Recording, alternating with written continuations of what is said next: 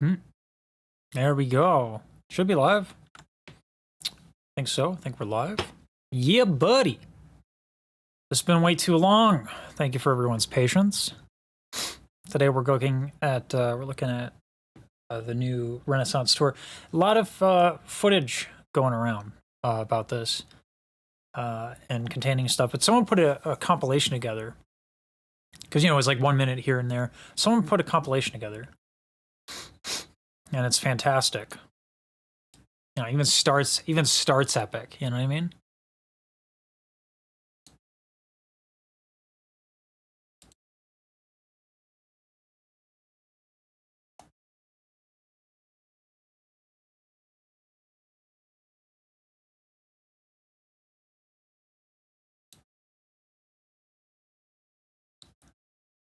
Oh, they're doing the entire range and everything.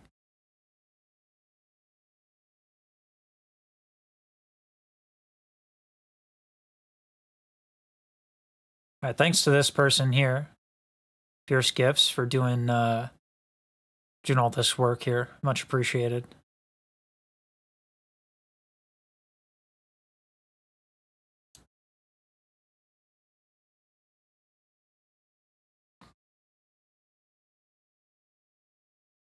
It's pretty darn low.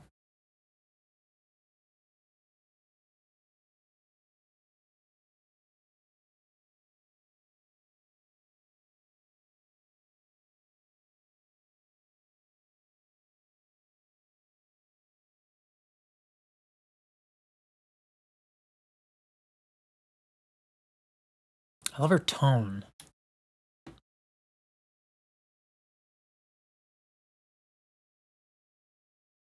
To me, that's what's impressive.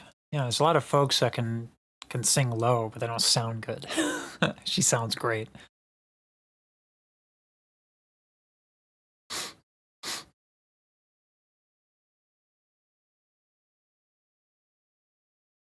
That nice lush and that vibrato. Doesn't sound like nothing like that.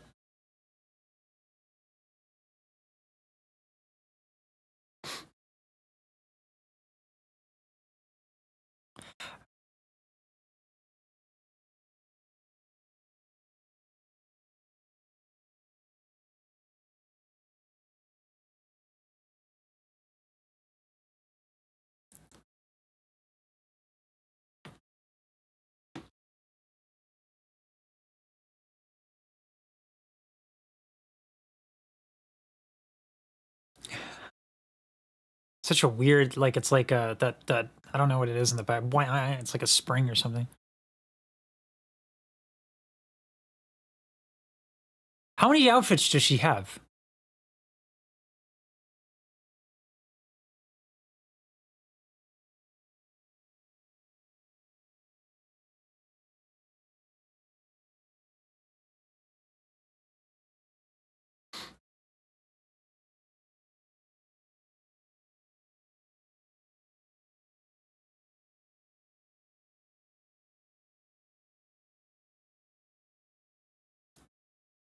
She still got the runs, that's for damn sure. Hey, Aman, I just wanted to just say hello to you. This nope, that's not I have to redo all my OBS stuff. Lots of love from India. I'm so sorry I missed all the other ones. That was my chat thing was too low. You can't hear the audio of the video. Okay. Damn. Well, thank you for catching that early. Man, let's see. Where's the media player? It's not even on this scene. Hold on. All right. Well, luckily we're not too far in. Oh, this is yours, Beyonce? This is so much work. You're like, that you put this in is incredible. Yeah, jeez. Yeah, okay. I messed that up. Monitor and output. Yeah. Oh no. No, this isn't a premiere. That would be fun. I actually forgot to organize all my stuff, but whatever. I'll deal with that later. Hey, is Fillmore open? No, good. So many little things here and there. Thank you for catching me on the video volume. Nothing's worse than doing a video and then all of a sudden it's not there.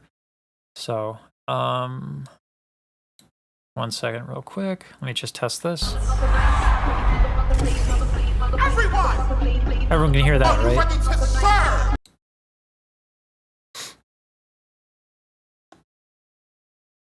Well, hey Kennedy. Thanks for stopping by. Yeah, thanks Khalid for helping with that one. Hope that's fixed. Lots of love from India. I'm enormously grateful sharing your knowledge here. I appreciate that people appreciate it. Because, you know, paid way too much money, spent way too much time learning this stuff. The anti-talent. If you watch the same channel, you can find the most recent vid. She did a G2. You can hear it? Okay. Thank you. Awesome. Appreciate it, y'all. I don't know if I'm gonna take a gander at another video for range for this tour. We'll see. I think that would be a great what's how she aged, how her voice aged. I think people really are interested in that one. All right. Welcome to the Renaissance. Everyone! Are you ready to serve? Are you ready to slay? I need that guy doing my intro.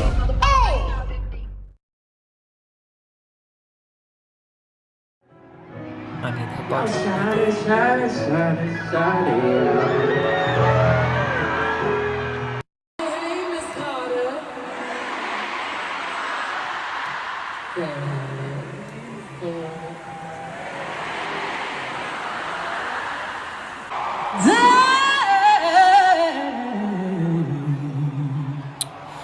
That's nice.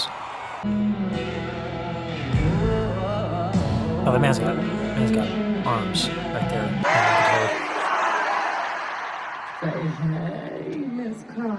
You can't count a vocal fry like that.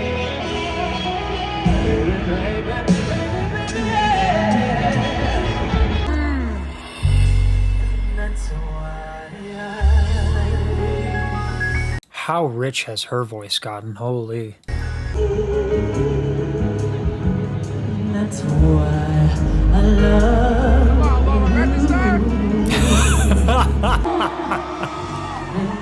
Y'all heard that, right?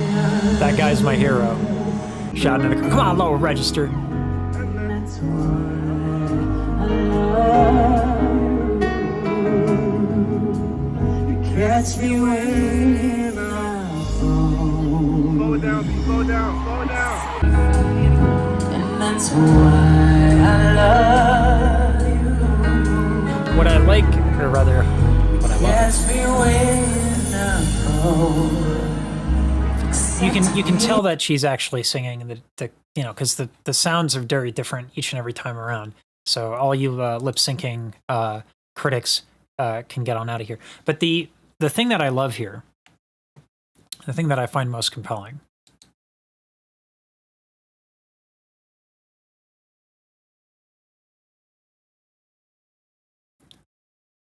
is that a lot of people will force their low notes. They'll go like, "That's why I love." Right? They'll force their larynx down with their tongue or any other thing that they can think of to try and get power. But if you do that, you actually don't get the lushness of the lows that she's getting. That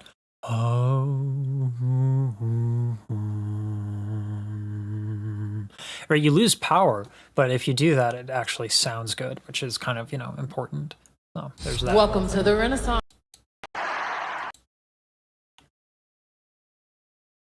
All right, note to self, if I don't have the media source in address the camera scene, it will start from scratch. So let's not do that again. Welcome to the Renaissance. Okay. I also have all my automation stuff is off because I forgot to launch OBS in normal mode. It's in safe mode right now.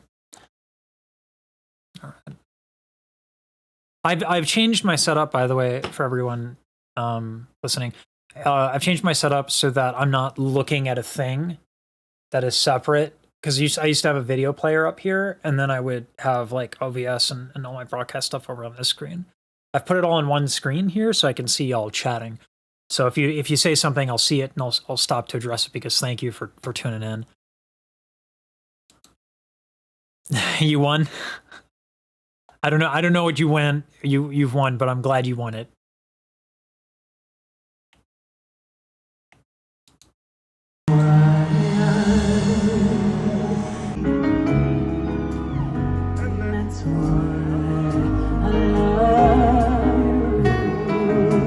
That's what I'm talking about right there. Slow down, slow down, slow down. And that's why I love you. Ooh. Finessing vibrato can be tricky. And you can see her trying to go for that. And that's why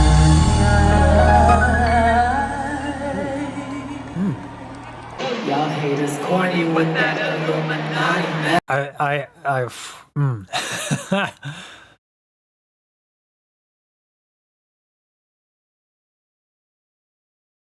Just want to make sure I don't screw myself over. Are we in that? Good. All right. So I can bring that outside of the shop. Good. All right.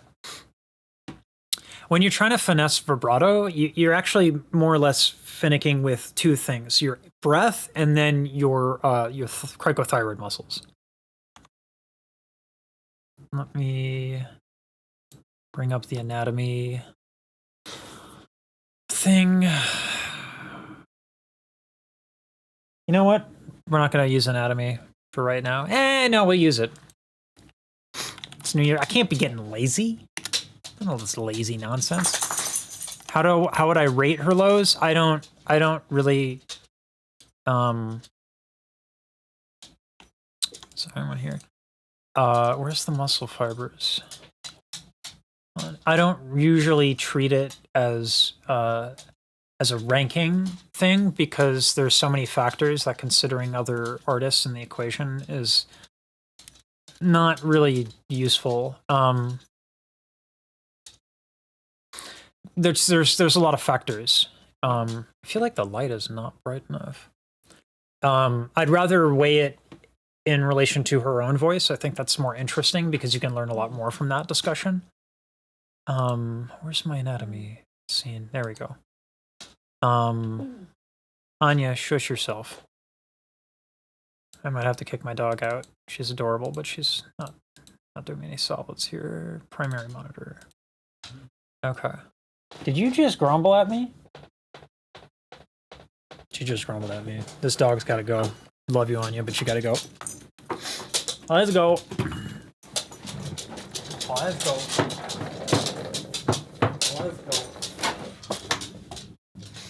Let's go. Come on. I know you know. Come on. Come on, Anya. Come on. I know. I'm sorry, babe. Oh. Come on. I need you to go. He has like the biggest puppy eyes. Feels so bad. Oh, I hate kicking her out, but you know, she likes to eat, so I gotta work. All right. In her movie, she showed that she works out her voice every day. Yeah, you'd imagine. If she didn't, I would be concerned. There we go. Here's the muscular insertions, muscular system. I think we have the cartilage stuff. Yep. Yeah, all right. I always complain about having to do this every time that I might as well make like a meme about it, like decapitation. It's so much. This is like, I'm surprised YouTube doesn't demonetize me just based off of the graphic nature of decapitating an anatomical dummy. I've been keeping the front muscles in recently because I think that there's a lot that we can learn from that. Wow, it's just a lot of moving parts. We'll get rid of the epiglottis. Get rid of the sternothyroid. Okay, there we go. And then we'll also get rid of that. There we go. There is your cricothyroid muscles. Fun fact, she used the Aussie vocal coach everyday workout on YouTube that I use. Oh, snap. All right.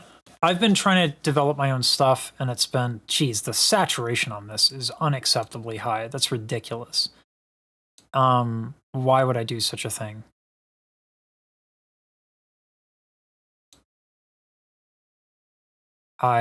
Oh, you know what it is? It's the, it's because I use these for thumbnails. Anyway. Let's do this. Yoop. I had some nifty odds and ends. I think, yeah, anyway. There's some fancy production tricks I wanted to do, but not right now. Will this stream be available after it's over? Yes, I will be making it available.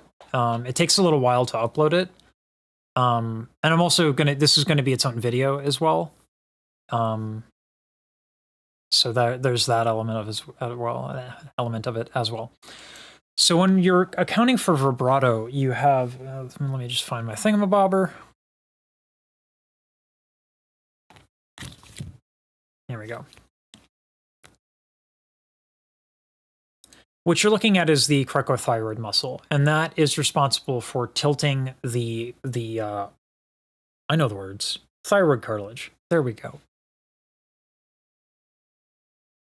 It's going to be one of my worst videos because I don't have all my automation set up. Oh. I think I'm probably the only one who cares. Welcome to the Renaissance. Oh, because it wasn't in anatomy. This is why I stopped using this. I stopped using the in-house player, or the in-OBS player, for this exact reason. There's going to be, I've added so much stuff, y'all. Welcome to the Renaissance. I've added so much stuff, so I'm just going to be finagling with a lot the first couple of streams back. It's just I've added so much stuff, in the hopes of, you know, making better stuff, because I like, you know, trying. I like it. I like trying. And then, so now we have this. Okay, address. All right. So the vocal folds are connected to the Adam's apple, aka the thyroid cartilage. When you tilt said cartilage using those muscles that we just pointed out, you end up having the folds, which are like this, and then it tilts that way. And it's this instability in the vocal folds that creates that vibrato. Additionally, how much pressure you put in terms of how much exhale, how much force of the air goes out of your face hole is also going to affect the rate of vibrato. So you have to understand that these muscles that we're discussing, the size of a dime for Beyonce, quite literally, almost to the very particular millimeters of the size. We're talking about the size of a dime. That's the average size for a woman's vocals. Probably should have said female, but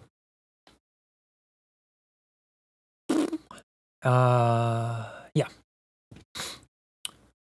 So you're dealing with two factors when you have to do those things. Additionally, when you're in the extremes of your range, so the low range, right, which is what we're going over here, you are having to adjust these things in an area that is not only not something you usually practice in, but is also something that can change very, very much from day to day. And we're hearing that over the course of these low note examples, because you wake up, body's different every day. It's a very temperamental instrument.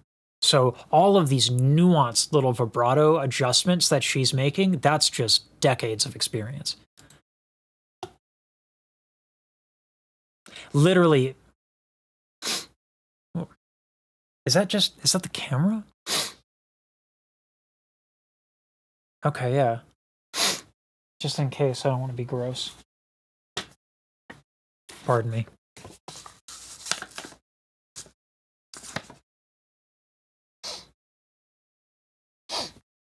This is what happens when it's cold.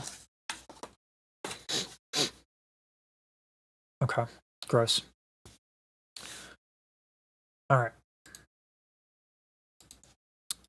Oh, I kind of forget where we were. As that happened, we were at like 2 minutes. Rock his rock necklaces.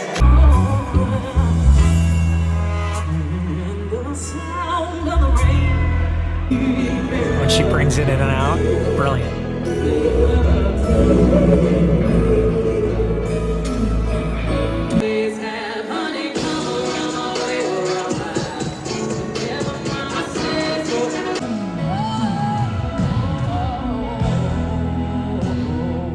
Ooh.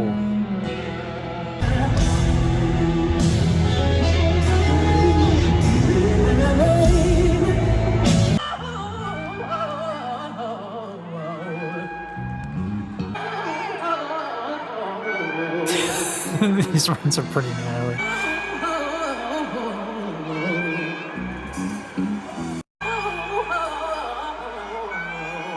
I want to point out too, a lot of people when they do these runs here, you've been seeing a lot in more recent singers where they do that, like there's a jaw wiggle to give emphasis to the note, like whatever, right? They're doing. She's actually got tricks. She's doing it quite a few different ways.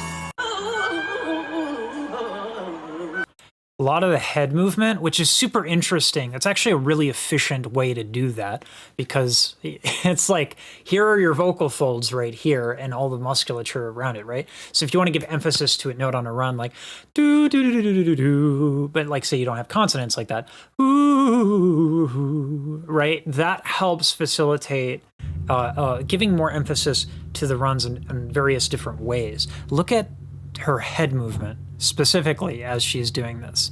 It's remarkable and very like pay attention to the sound as she moves everything.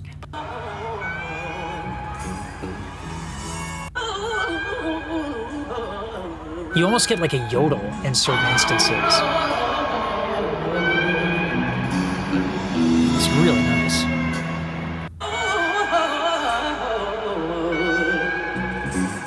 Nice use of aspirates too. Ho. H sound. I love our audience.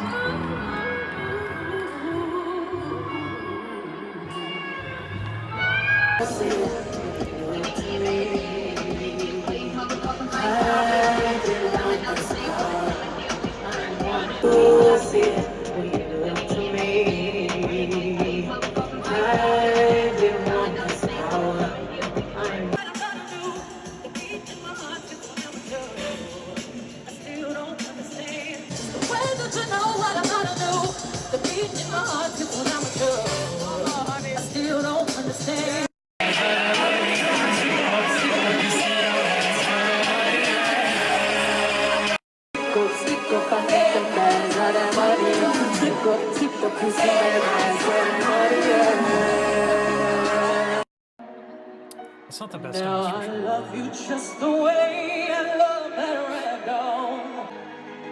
It's interesting when we get to the speech level singing type elements of it, because that's when her low end seems to be going a little into this kind of like, it's not forced, it's not bad, it's just not lush the way it is on the other end of the things. But there's a reason for that, and I'm excited to tell you because I love the sound of my own voice.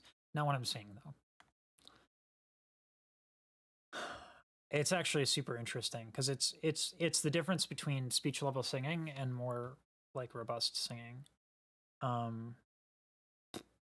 have B-roll for this somewhere. Let me get up to B-roll. Also, P.S. I really wish I could just restart OBS. I might just do it because I launched it in safe mode instead of normal mode, so I don't have a lot of my tools. I'm gonna intentionally crash OBS. I will be back on stream. Give me like 15 seconds, quite literally. I'm missing a lot of the tools that I used to make this as good as I could. So give me 1 second here.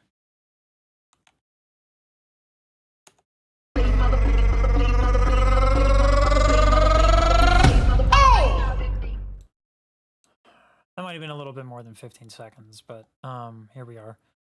Let me bring this up now. Dope. And now I should have all the timing. Yeah. Let me answer you. You're drawing out some of the notes through your nose, helps keep the timing of each note kind of at some specific pace. That's a way to do it. What you're doing when you use your nasality is you're changing one of the elements that I was discussing earlier.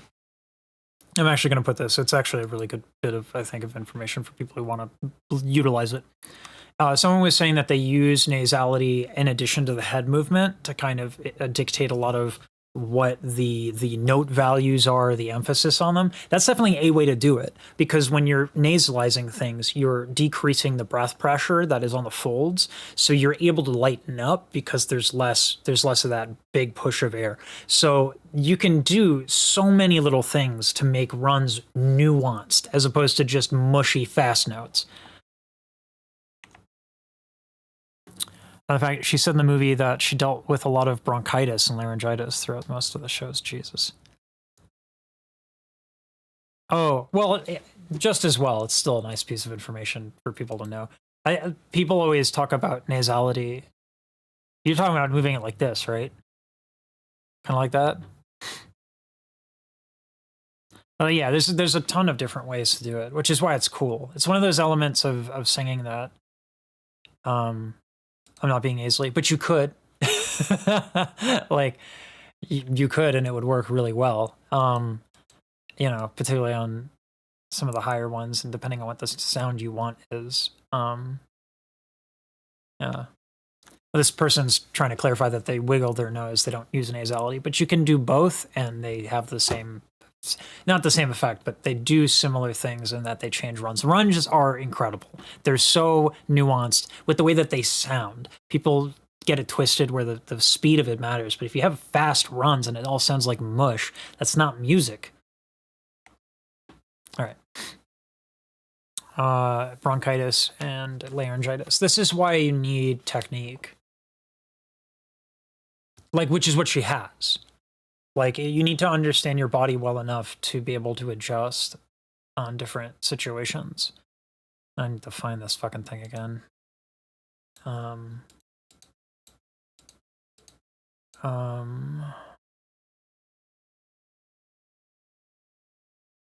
Right around here. It was right around here. Yeah, with the blue.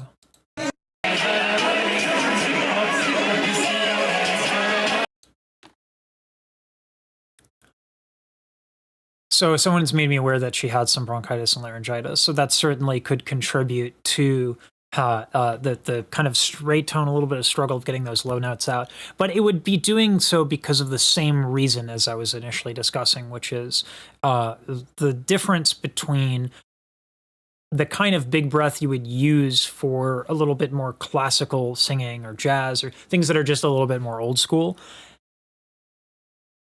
versus speech level singing. When you want to have lower notes that are powerful, you need more exhale. You need more breath going out of your face hole. Bernoulli effect, yay. Everyone who watches the channel is probably nauseated by how much I do this damn thing.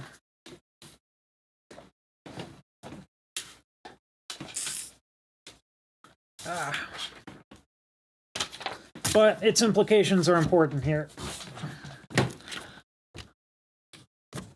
Okay.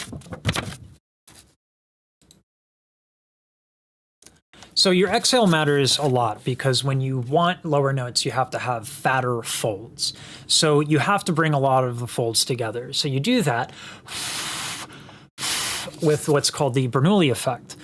As you exhale, the folds come together. Well, if you exhale more of the folds come together, particularly on the low end because the folds are so fat that they generally won't like flip open in a falsetto.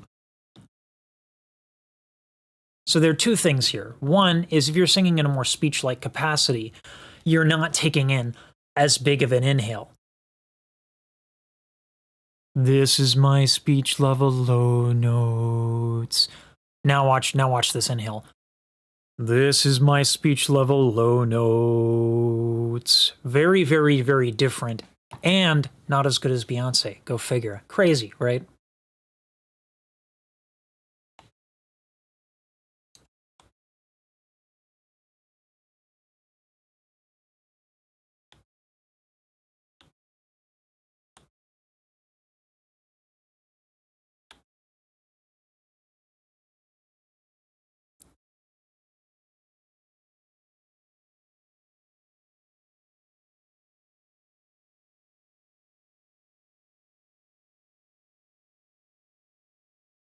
And so the having this more speech level sound in some of her music, right? Because she writes a lot of different stuff, right? So when she has the more speech level stuff, it can be hard to get those luscious lows that we were hearing in the beginning of the video. But not to mention also that if you have laryngitis or bronchitis, your inhales are compromised, or you can't get in as much breath. So I'm not worried about good or bad. I'm worried about cause and effect, because I think that's more interesting, and we can learn a lot, from Beyonce not being at her best and then also being the GOAT. Like, we can understand why, because you have to be able to sing when you feel like shit. You just have to be able to do it if you're Beyonce, and she's doing it, but I want you to know why she's able to do it. Because everyone cares about what I want. You don't have to worry about your explanation. Act like your fingers pointing on your nose. Yeah, the imagery is very much it's helpful. I've never really benefited much from it, because I think when you're using imagery, there is a lot of you're relying on an intuition, and I suck. So I can't use intuition. I've had to use more of these meticulous, cumbersome even approaches. Whereas you, Tank, have some natural affinity, I think, for singing. The opening song instance, like Hair, she lowered the key due to how high the song sits. Yeah, you have to be able to change the key. That's something Mariah needed to do for a while and didn't.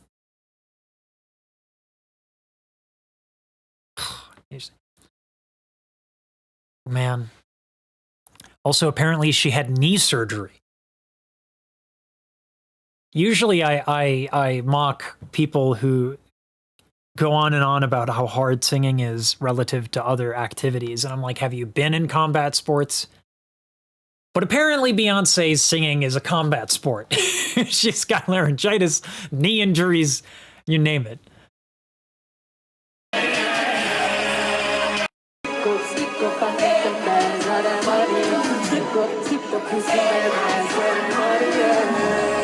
Yeah, some of the low is a little fuzzy here.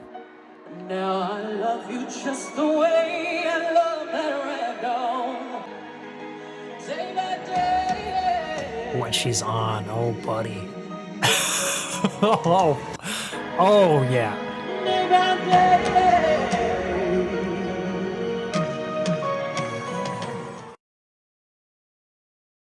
Oh, now we're on to belting. We're on to belting now. Things getting exciting. That tone.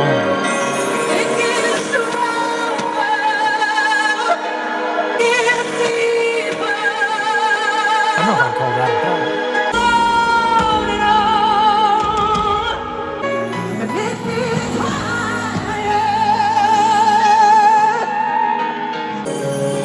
It gets stronger. It gets deeper. It gets higher. It gets stronger. Oh. It gets higher. Man, that growl stuff is not easy. That is hard. We're gonna go with anatomy again.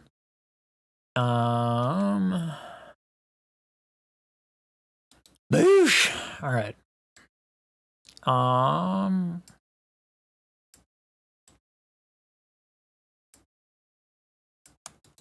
Okay, get rid of the hyoid bone and this tendon. Whoop. And then I got to bring the epiglottis back. Where are the epiglottis at? It's a cartilage. Here we go.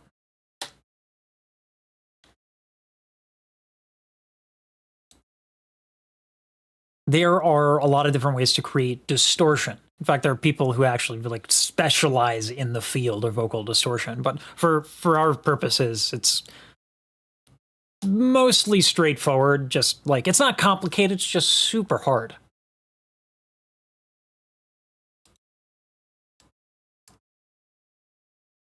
So what you're looking at right here, this is the epiglottis. This is the thing that when you swallow can go, and it is the thing that prevents you from swallowing and breathing at the same time. It will open and close different passageways for food and breath, respectively. What you're seeing behind that are the false folds, the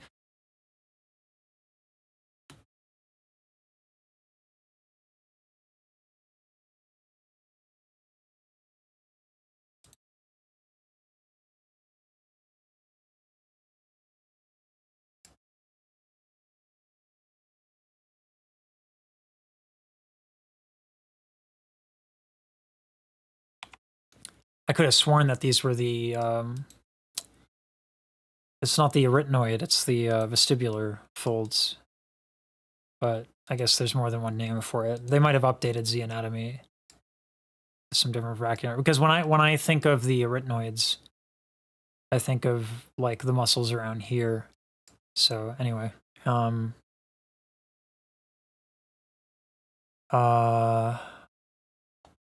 I will get back to you all in 1 second. I just want to finish this thought so that I don't brain fart. I should have music playing when it's paused. I don't know. There's got to be ways to make it more interesting when I'm just kind of thinking a little bit. But I'll do that by getting better at it and doing more often. Anyway.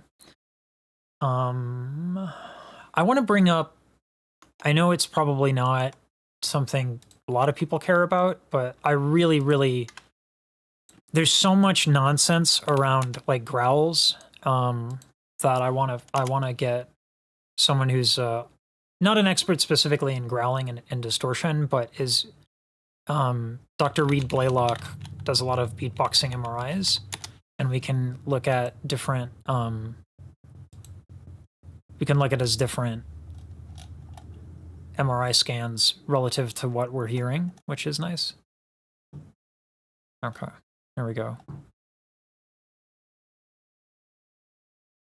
We're not looking at the kick drum, we're looking at throat bass.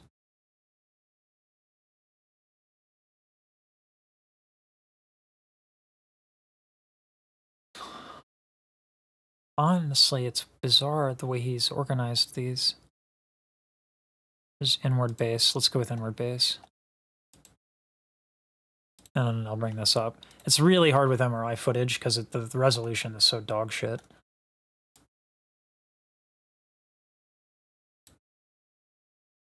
Whoops.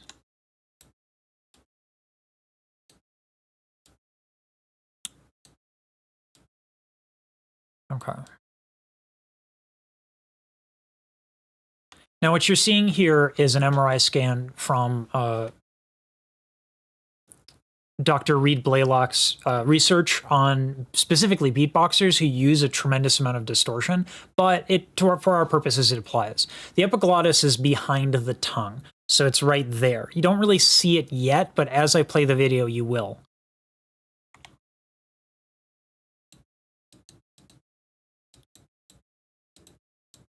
God, it's so hard.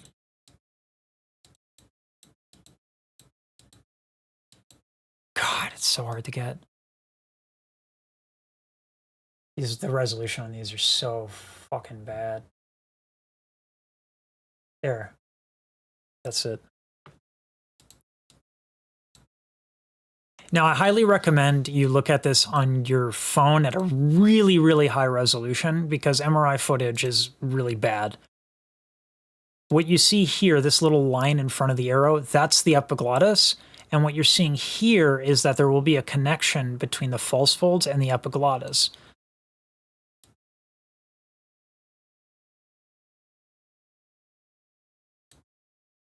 And so you can see it right here at the base of the epiglottis, there's contact.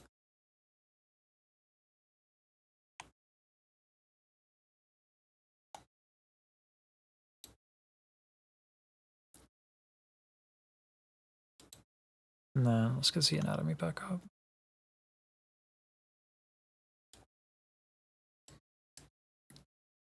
I wanted to show you all that because this image with the false folds against the epiglottic is static and is not really a good image about, it's great for, you know, people who are studying medicine, but for our purposes, having a static image like this is not helpful.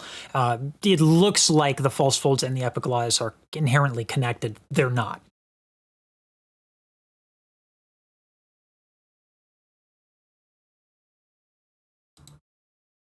And so, all of this is to say that you can do growls in very different ways. But the higher you go up, the harder it is.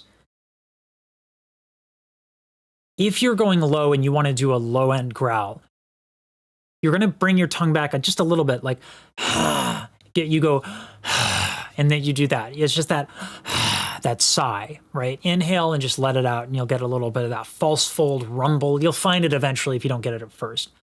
And then you combine it with going with a little bit far back with the tongue to push the epiglottis towards those false fold muscles. And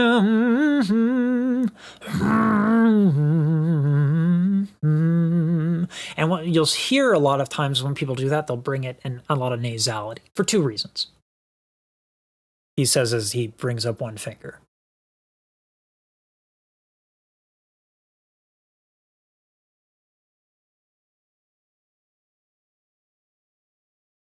When you add nasality, the air pressure is kind of, it's like a release valve. And that's really advantageous for when you want to do something that's like this, which is not necessarily ergonomic and could cause damage if done poorly. You add the nasality, it adds a little bit of safety. On the other hand, adding nasality also gives you the grittier tone so that when you do a growl, which is supposed to be kind of nasty, right? You get that nasality, it adds a little bit of that flavor.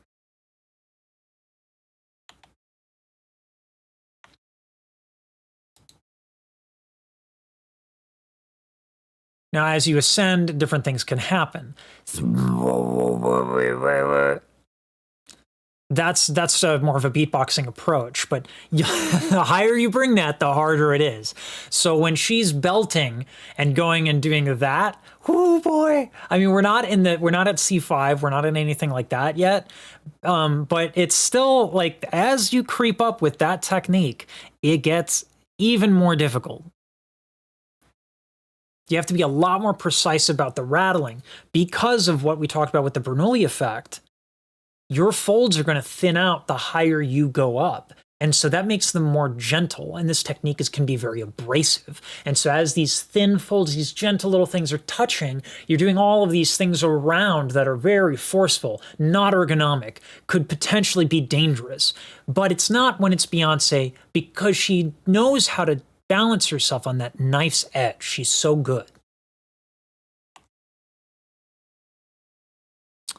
All right, sorry. Now I'm gonna catch up here.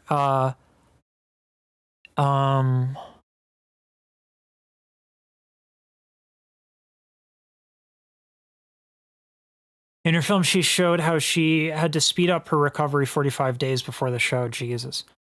Mariah hates not singing in the original key. Yeah. And I think you've heard my thoughts on that one. Last fun fact. She said when she was younger, before Destiny's Child, she had a very bad vocal injury. This is where she gets her growling prowess from. Interesting. Okay, she had vocal injury. I'm also being told she has had vocal injury as a result of growling. But so did Pavarotti, by the way. 3 times he had to get surgery for folds. So don't let the classical elitist tell you, oh, vocal damage. Like opera singing is a major cause for vocal damage. Turns out singing over an orchestra can harm you if it's done poorly. But anyway. Doesn't matter if you're in the original key, it's cool and all, but I think it's more about how you sing. Yeah, I used to be the same kind of curmudgeon about those things, like badly. I was very guilty of that, and my progress actually slowed down. I was too stubborn to change the damn key, and had I done that, I would have been a better singer by now. Legit, like that pride, wanting that immediate result, like, oh, I have to be able to do this in this range. You have to be able to do it. Then you can move it up. Metal is known. Yeah. There's so many different distortions. You can use your uvula as well. That's the guy from Lamb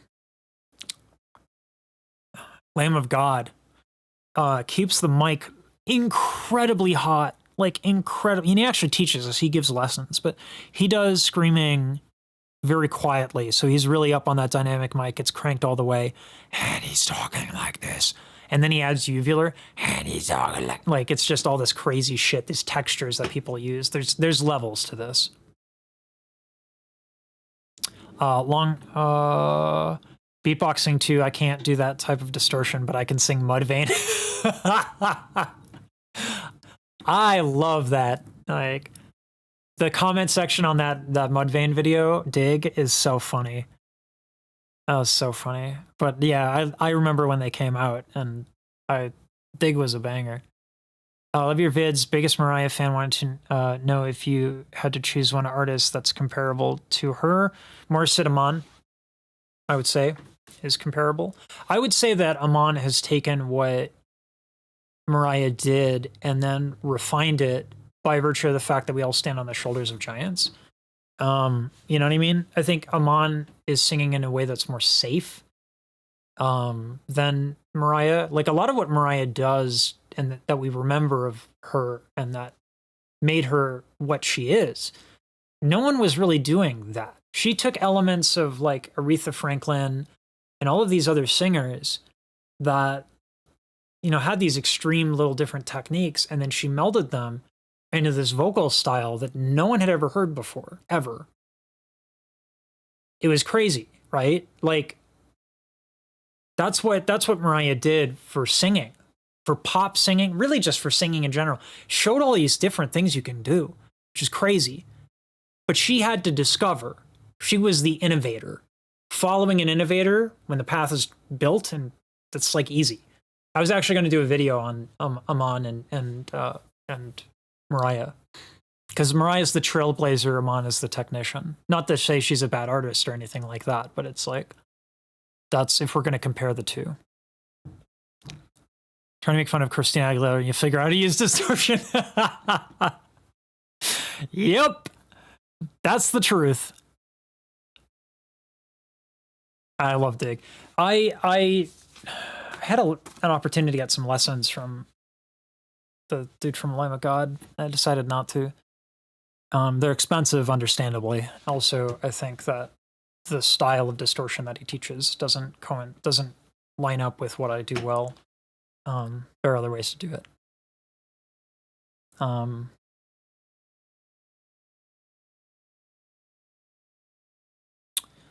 This one, I think what I'm going to do is I'm going to make this into parts. So this one is like the low notes, right? So I'll do that, and I'll make these like the low notes of Renaissance Tour. Holy shit, I'm white.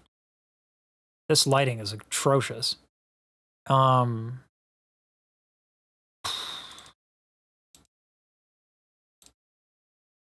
Oops.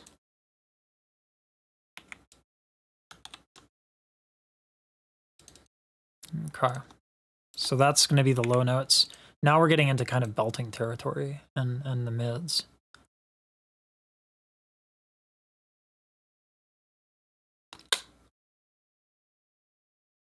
All right, we're just going to go back to this, I think, is the way to do that. And we'll just, voila.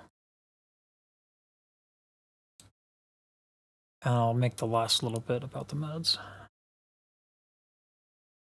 The Crazy in Love run that peaks at F sharp 5 is going to be so cool.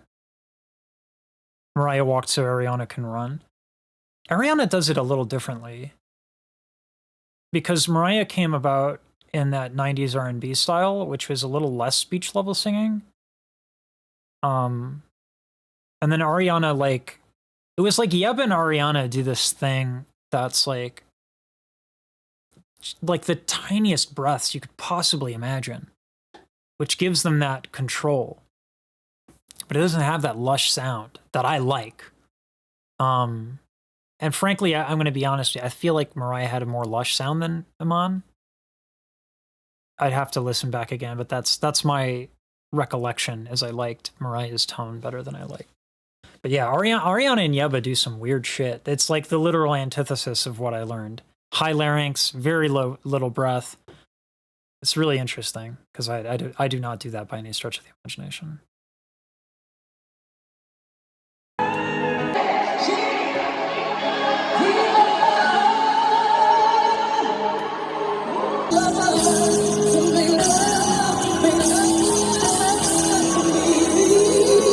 Her mid is so nice.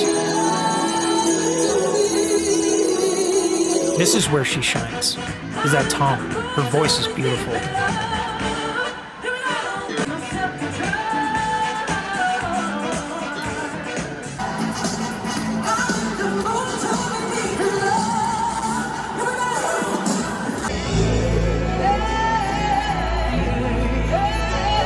at how loose she is. It gets bigger, baby, and it gets sweeter, baby. That is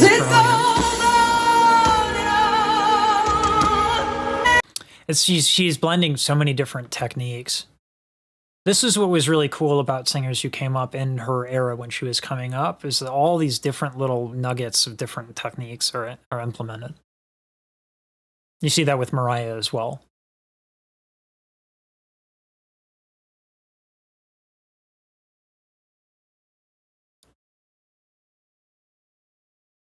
It would be a mistake to think exclusively about her range here, because it's much more interesting than that. It really is.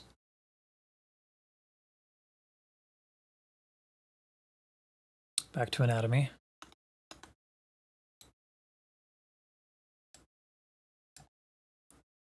I think for this we'll need to actually get rid of all this crap.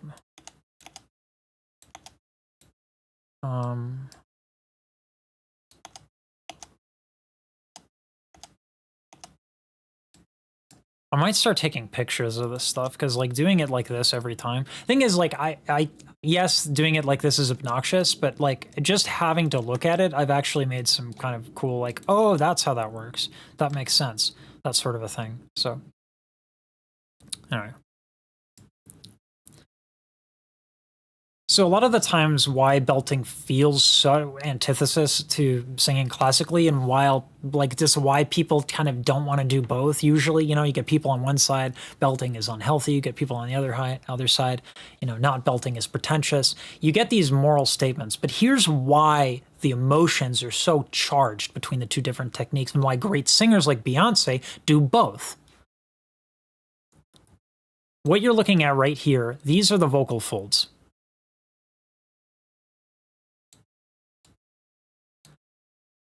When you do more classical, older school styles of singing, although belting is far older than classical, but we're not going there, they are connected to the thyroid cartilage, this thing right here, your Adam's apple. So when that tilts, the folds go like this, they tilt, they thin out, and they stretch out, which is why you get more power. And it is also why you get vibrato, because there's not a lot of stability here. So this kind of happens, and that's vibrato. Belting is very different. In fact, quite the opposite.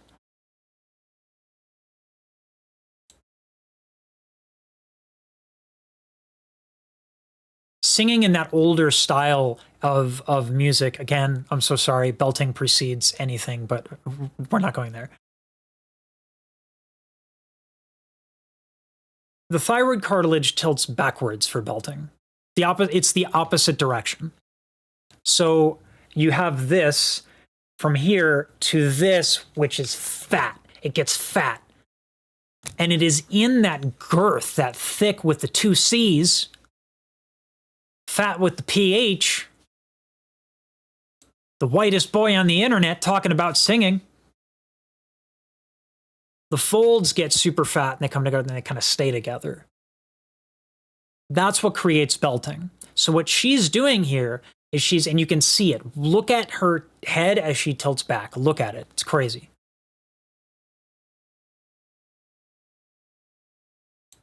So she tilts back for the belt, her head. I want to get it I want to get a really good shot at this. Also, I want to do it this way.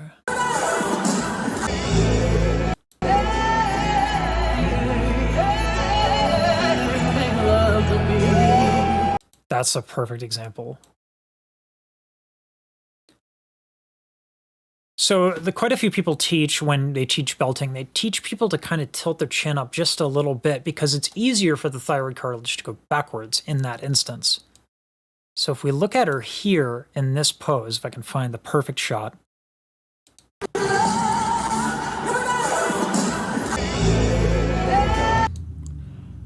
So watch her head be back on the belting. And then she goes forward on the tilt in the more classical vibrato-esque style. Listen, when you're talking about someone like Beyonce, you're talking about someone who has all these little tricks. You can pause every single moment here and just kind of really start to pick apart. Be like, oh my God, she's doing that. Oh my God, she's doing that. And I love talking about singers who can do so much.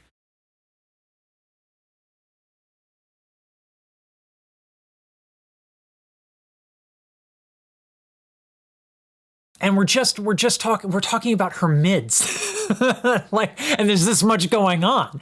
But that's why she's so good. Every part of your range when you sing is important.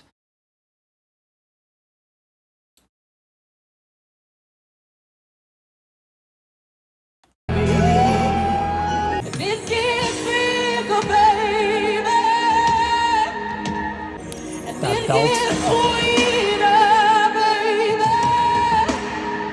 The growls, the belting. Oh my goodness.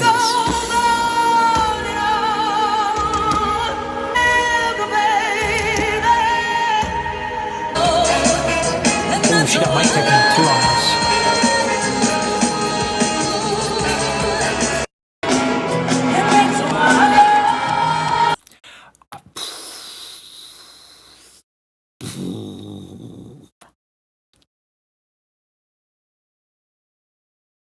This woman is big brain. Fuck big brain. This woman is galaxy brain. We talked about the difference between belting and the classical singing. It's not classical singing. It exists in many styles. We're just going to call it classical because I hate redefining everything all the time. Always. And yet I do it anyway. I think they call that self-loathing. I was going to talk mic technique. Is this coming out? Is this coming out? Is this coming out? Yeah. No, it's not. Okay. Does it look cooler without the foam? Yeah, why not? Without the foam. And that's why I love. Oh, oh, yeah. Oh. There we go. So if I'm belting and I'm right up close to the mic here, it's kind of unpleasant. So what she's doing here, and I'll explain why this is, she's going back on the belt.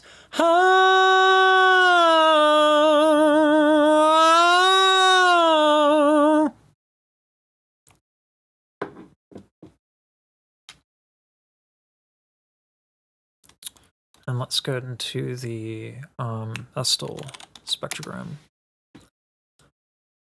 and how it never remembers my login.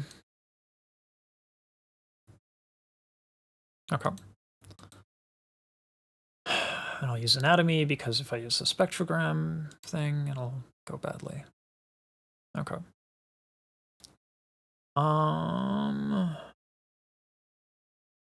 Let's do this actually with the spectrogram.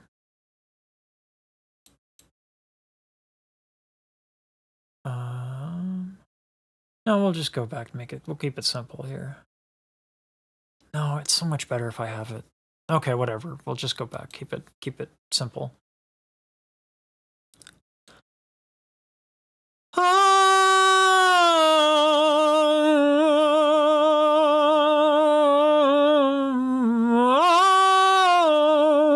There we go.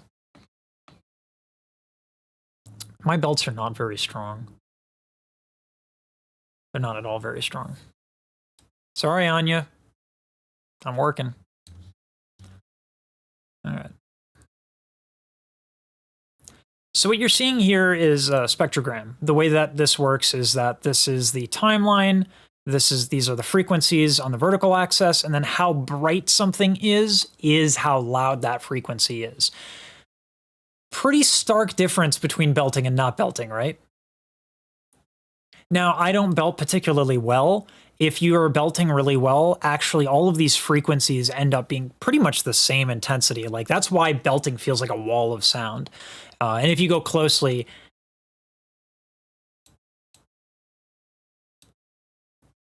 you can see that. You can see that right here when I start singing more classically. This is just vacant. But these frequencies that occupy this space are abrasive. I actually want to get together. Let me bring up not Ableton, Audacity, because I can use an EQ, and then oh no, I can do it with OBS now. They changed it.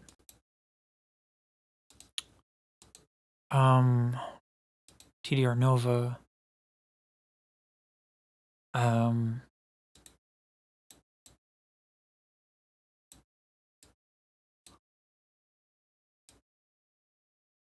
Okay.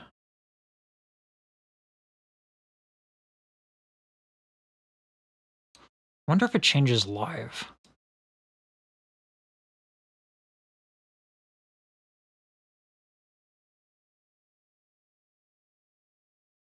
I'll do a, yeah, here's what I'll do. I think it'll change it live dynamically. Let me test this real fast. Let me test this. Filters, open plugin. Can I just get the, can I increase the size of it? Looks like I cannot. Let me just test this real quick.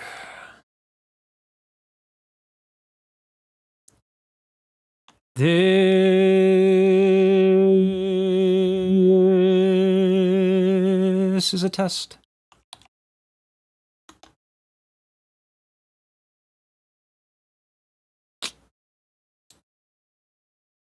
Let's see.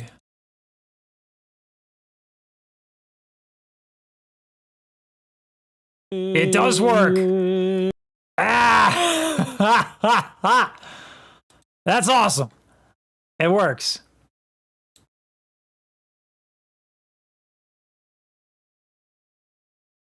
So listen when I belt, and I love that this works. Listen when I belt and I add and remove that frequency range that I was talking about. Yeah, yeah, yeah. Here we go. Yeah.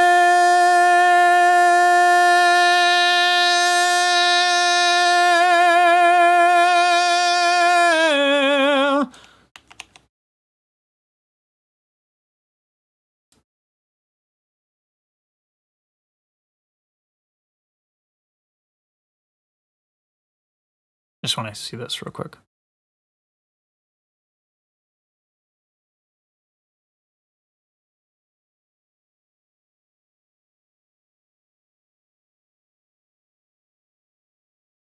All right.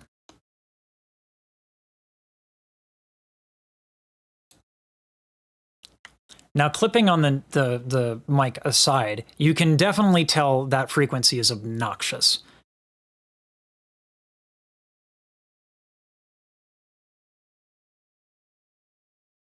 And it is less obnoxious when we introduce that more classical singing. So what she does is she turns her head away from the mic when she's belting, because those frequencies are very tiny. They're so high up that those frequencies are tiny enough where if she just directs her head in another direction, a lot of the frequencies that are coming out of her mouth that might be bouncing around and all that stuff, they're going a little bit this way. But the lower frequencies, which are larger, are quite literally hitting the microphone. So that's why she tilts her head back when she does it. It's a volume thing for sure, but it is also a sound tone decision. Sorry, I'm catching up with you now. What's my favorite Mariah album? I'm a dirty millennial and I don't listen to albums, but I'll tell you what, Always Be My Baby is a fucking banger. It was when it came out and it always will be. That years later, I am not sick of ba-da-dum down. Ba-da-dum down. Like, it's such a good song that when I sing it, I still bop my head. I'm like, yeah. And everyone who wasn't around, I didn't realize this. People who weren't around with Mariah, they're like, well, you know, that wasn't really yes, there was the consequential song. That song was played everywhere. It was on everything. I mean, it was just such a banger. And still is. I mean, it was so good, and it is so good. And I listen to that shit all the time. I can't stand the Christmas music. That has nothing to do with her. That has to do with me working in retail. But that's my favorite song. I go back and I listen to that thing again and again and again. And I'm just like, holy shit, the way that she did the harmonies. The way that she did her overdubbings on that album and in that time period, but particularly, like, to me, Always Be My Baby exemplifies it.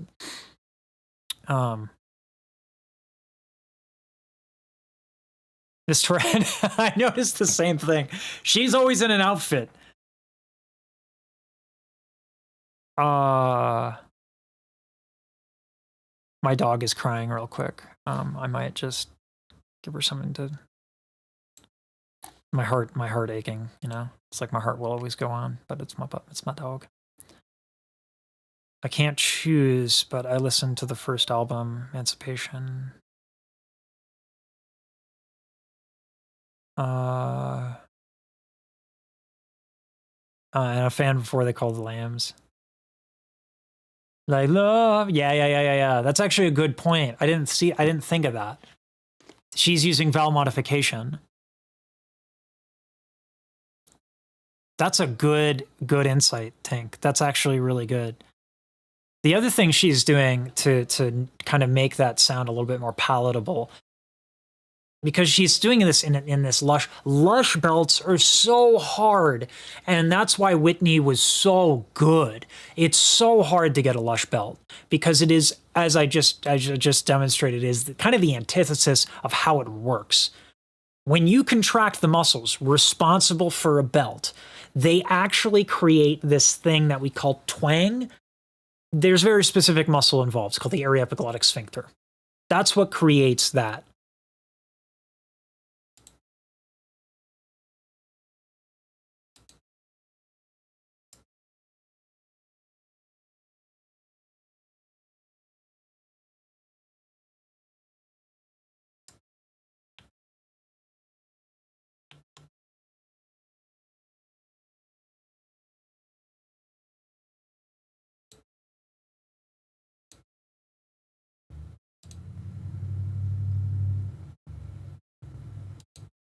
Oh, I got a little bus in me. Doop-de-doop. Where's the arrow? There it is. So this muscle right here is the area epiglottic muscle. There are two on each side, and they form a sphincter. A sphincter. And what these two things do when they contract is they create twang. Opera singers use it a lot. That's how you project. Belting, That's what you do. That's part of a belt. And so you get a very strident sound.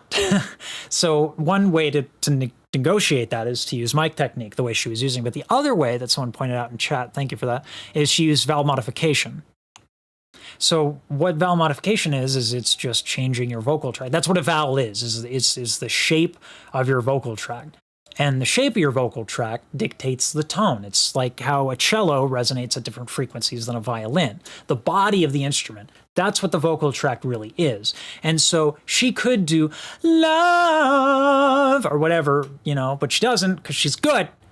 She doesn't do love, just love. And that gives that lush texture back because it counteracts some of the stuff that's happening in that frequency range.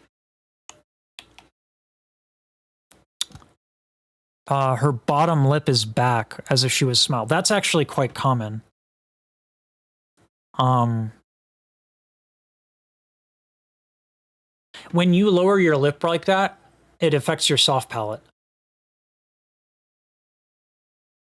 Some people do it in opera because they find it helps lift farther back in the soft palate. I'm sorry, Anya's just crying. I can't. My fucking heart is melting right now. Let me just get her something real quick.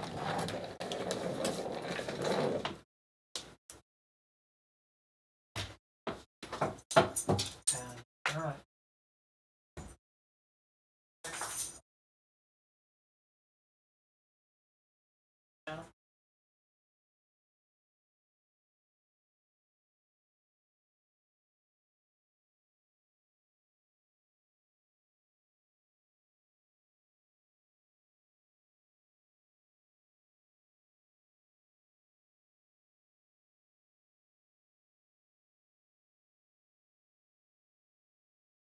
I swear I'm the worst dog owner.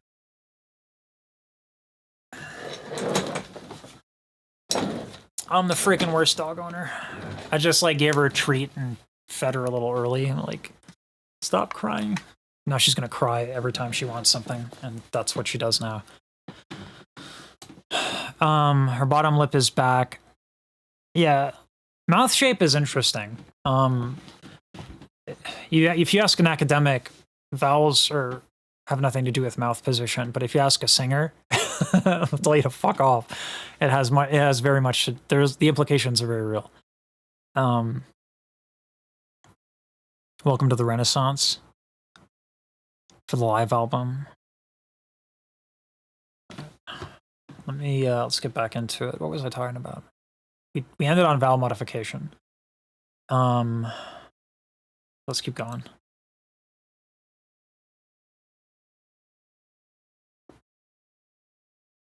My computer's about to overheat. Give me 1 second.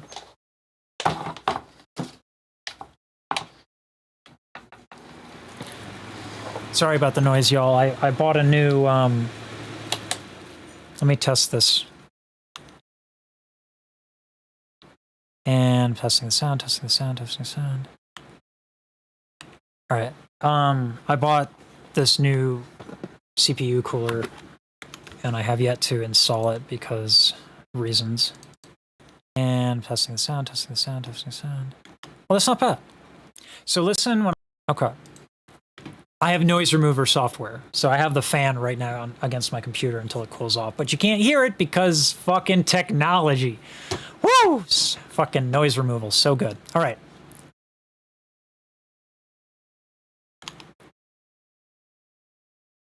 All right.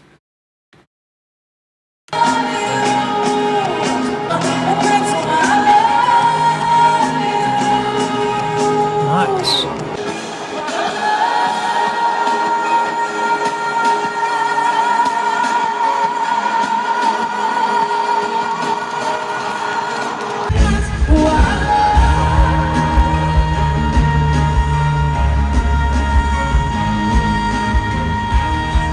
Who needs to breathe?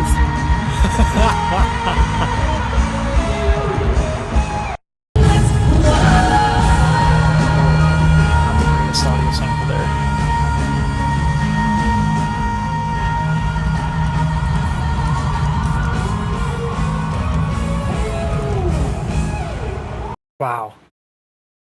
It's funny in the chat by the live stream, we were just talking about her lip and her lips and how she uses her lips, which is of consequence for the soft palate.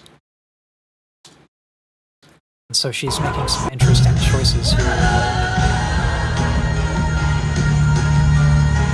The vowel is but then she lifts the soft palate.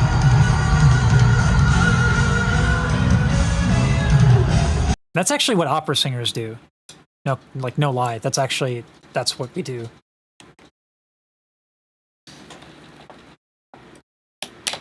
All right. All right. Let me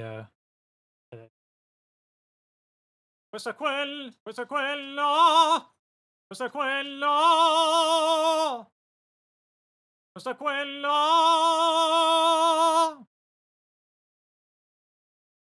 Questa quella per me per suono a quantal.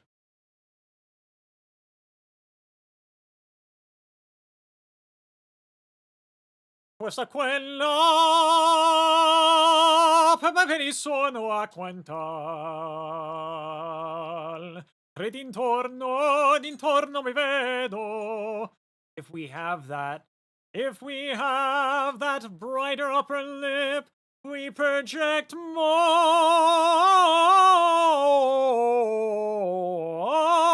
Very different. By the way, I'm going to be editing. I have enough confidence that I'm going to be practicing editing. Really fucking excited. Because if I do a good job editing, I have so much in the catalog that I can take from the catalog. So, she is classically trained.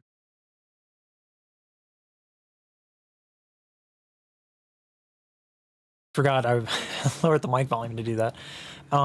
Yeah, I wanted to demonstrate that.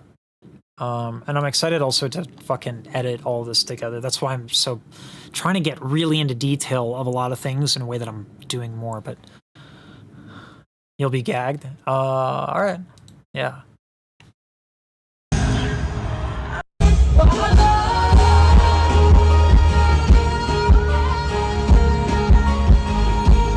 Can't tell if the phone is side chaining the kick or if it's just that's how it is.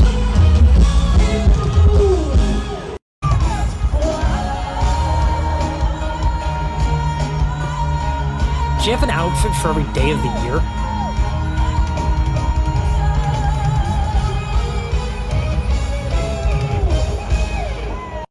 Damn, that was good. Oh, come on. Imagine being the guy whose job it is to fan her. I'd apply.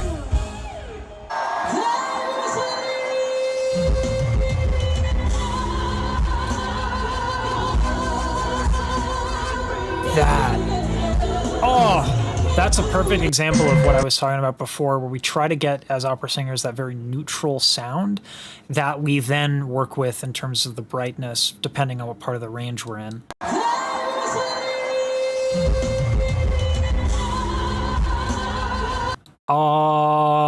It's this weird it's all of these things at the same time that we really try to... The vowel is the thing that takes the most time to train, particularly in classical singing. If you're going to go flat, if you're going to fuck up, it's going to be on the vowel. Because the tongue has to go, it's a farther back vowel, right, versus farther forward.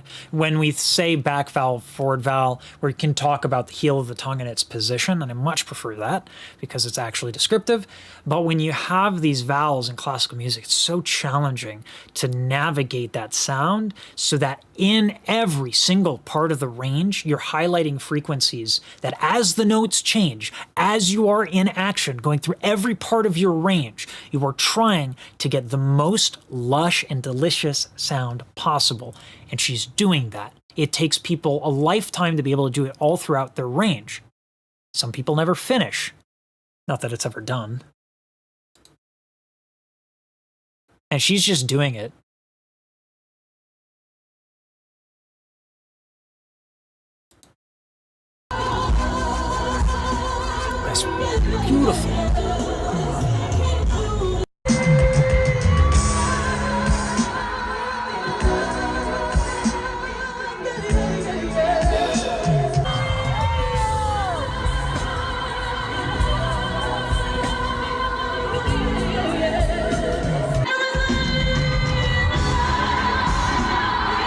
She also had a little bit of brightness. I mean, swoon.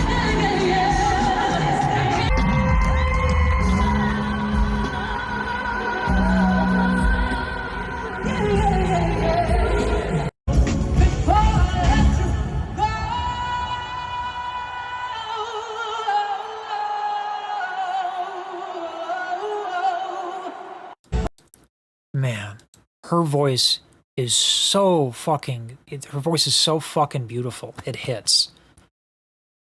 Like, just her on a vowel, like, the sound quality is so good, and her dedication and conviction to the music is so good. Like, it hits. Like, I feel it.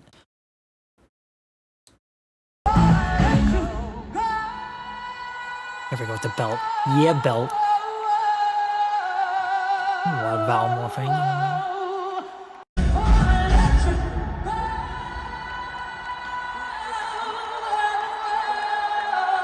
Imagine your voice being so powerful you have to actually move your microphone 2.5 feet. There we go.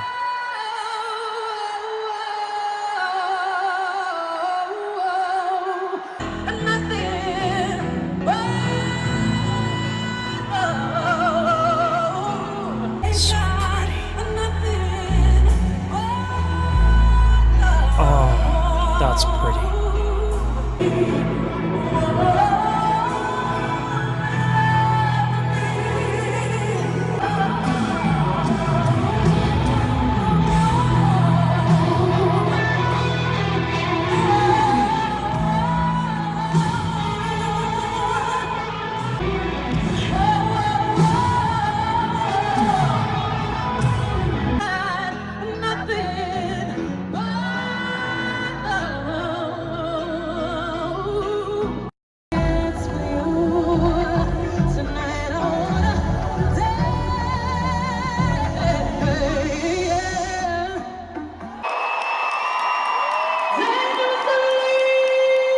Well, now we're getting into the high bits, but let me tell you, it's the mids are where the magic happens. That's where, when you get to the mids, that's where, like, you can usually deliver. And damn, she delivers. We're breaking it up, by the way, just because there's so much. We're gonna do the lows. This is her mids. Now we're gonna do her highs. And I'm gonna individually kind of like put these individual things together, and then I'll combine them into one video. But first, let me move these files. Okay.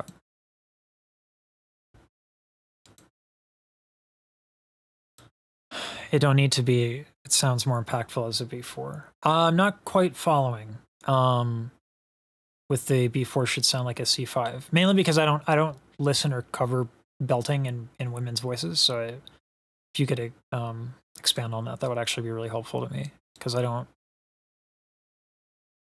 I've listened to everyone, like, I haven't done the same listening to belting that I've done to other genres that don't have it. Although oddly enough, I do think, and I'm not the only one who suggests that Wagnerian singers are often also belting at the same time, which is a whole weird thing. But and yeah, that it sounds this good on a phone is like fucking insane. It's insane that it sounds this good on a phone. It's ridiculous.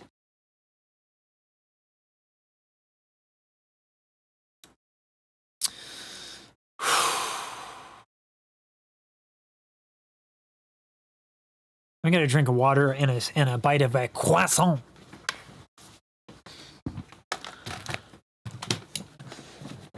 Nothing dehydrates you more than getting your mind blown.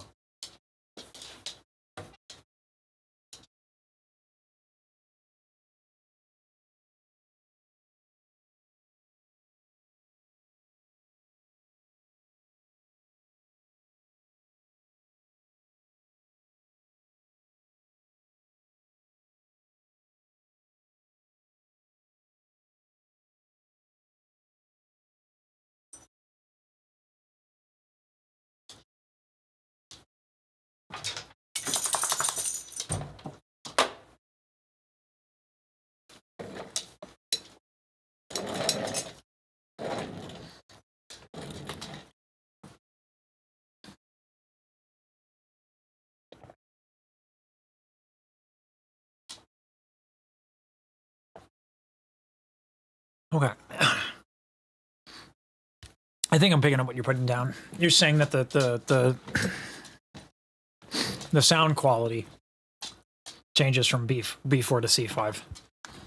Incidentally enough, that's the same for tenors in classical. I actually wonder if it has to do with the way that the human ear is tuned. Let's figure that out real quick.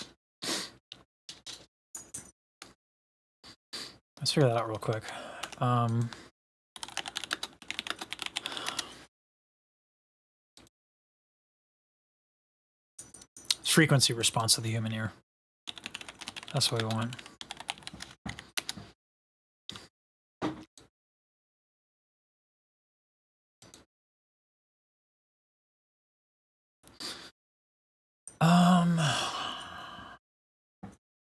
Yeah, okay, that makes sense. Frequency of C5. Yeah.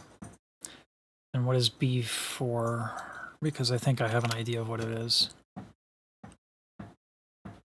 That's almost exact. That's fucking crazy. Okay. Let me show you all what I'm looking at.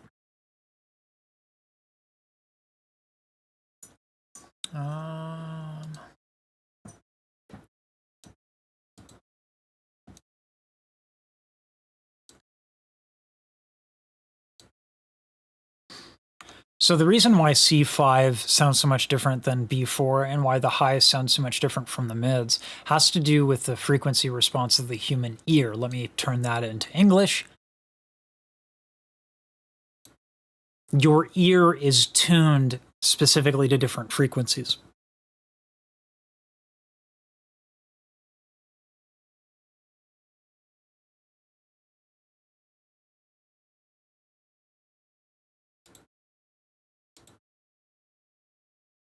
You can see here that this is the peak of human hearing at 3000 hertz. But if you look at 1000 hertz, that's actually when you start to get things that get perceptively louder. A B4, it does not hit 100, or only hits 483 hertz. So the overtone of that, which is the octave up, right? You just times 2, that doesn't hit 1000 hertz, but a C5 does. And so you can see that the overtone of that C5, which is right at about 500. Yes, 523 for a C5. And so what we're looking at here is now you start to get this bump in sound. And I know that doesn't look like much, but this graph is in decibels. So decibels are exponential. So that little bump is why C5 and high Cs in general just pop out in a way that they don't when you're not on a high C. So that transition is actually really, really, really important. And there's physics behind why. I did my science project on this for vocal pedagogy. It's like a fucking... It's such a cool thing. The way that we perceive sound is super dope.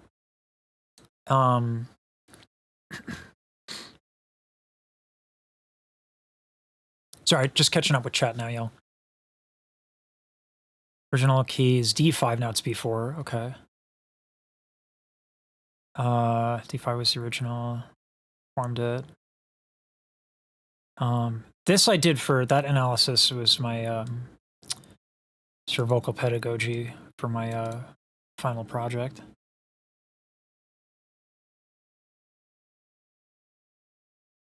Yeah, now I get what you're saying, but this is something that I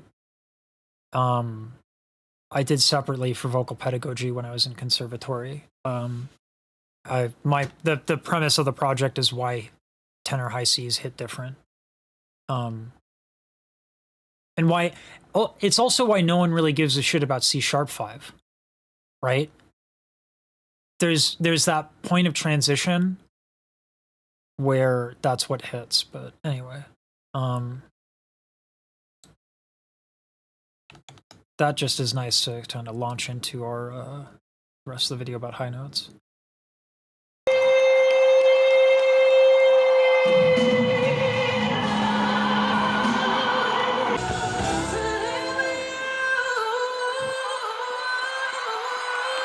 Ooh. It's almost like the low end almost disappears on that C5, but that's not a technique thing. That's the physics of it. The frequencies that are higher pierce more, and then the microphone compresses the audio. So you get that higher frequencies are ringing a lot more.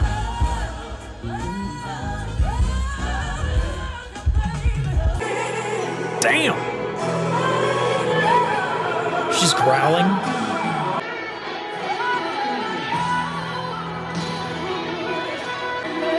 Beautiful one.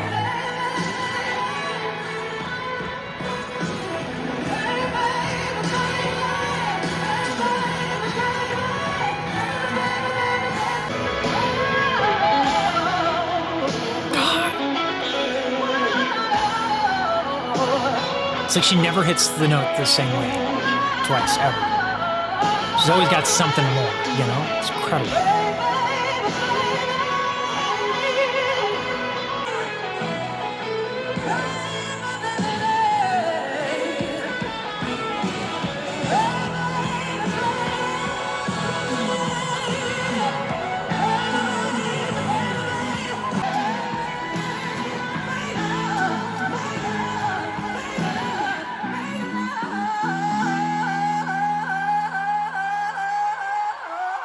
Nice use of aspirates. Ha, ha, ha, ha.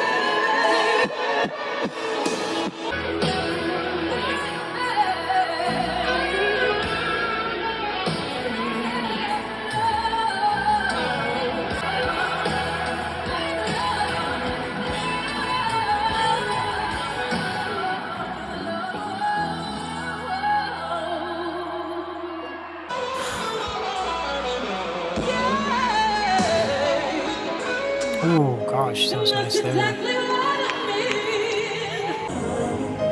That's exactly what I mean. You. And that's why I love you, babe. And that's why I love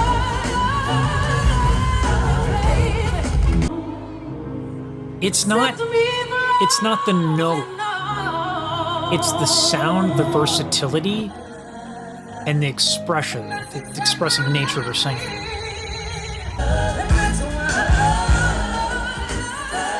Ooh, I love that. That vowel modification is brilliant.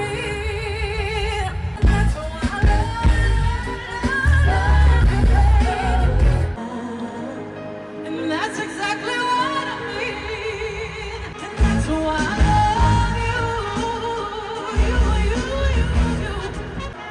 The way she uses, it's so subtle, but look at the way she uses her lips.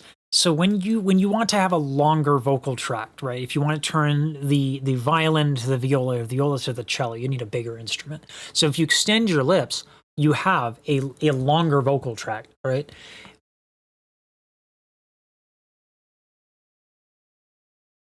She's using that in real time, that premise in real time, to do vowel modifications that are extremely, extremely interesting.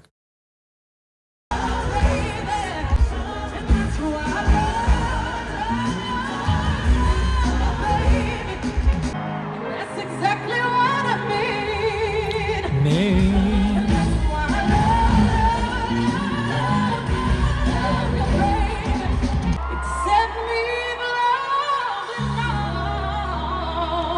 Ooh. That's exactly what I need. Except me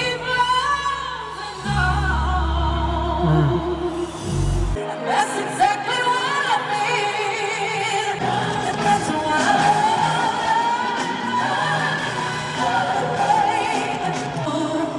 except me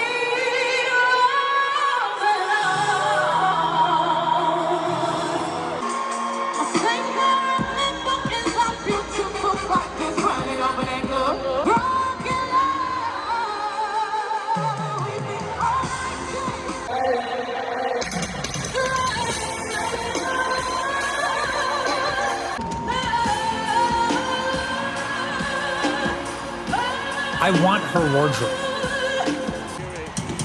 I wouldn't know how to work any of those outfits, but I want all of them.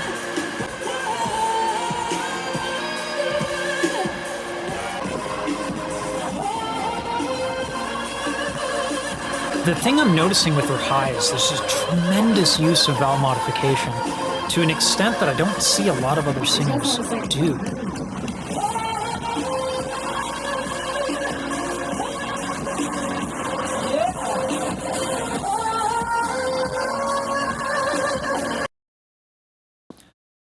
Oh God, that's just nuts. What she's doing with her vowels that's so cool is that she's so comfortable in the range. And C5 is not necessarily the most ridiculous high note as far as belting is concerned, but it is a high note. You know, if you go into like, you know, like community theater productions or people that are like decent, they've been doing it for a while, they're not really great, but they're, you know, it's a hobby. They're not hitting C5. They're not hitting that. So hitting it is, you know, to be expected for a professional like Beyonce for sure, but it's still high. But the reason I'm saying that is because there's a difference between I can hit the note and then the note calling Diffus, and I can use this note and I can do it this way and that way, and I'll use it this way because this phrasing, this word means something. There's a level of nuance that if you're just doing scales, like scales will help get you there, and I love scales. I do them and I advocate for them. But to get that nuanced stuff where you can just communicate and express it and mold it in so many different ways. Name me a moment in this video. Name me a moment she's done it the same way twice. You can't. You're lying if you think you can't. Liar.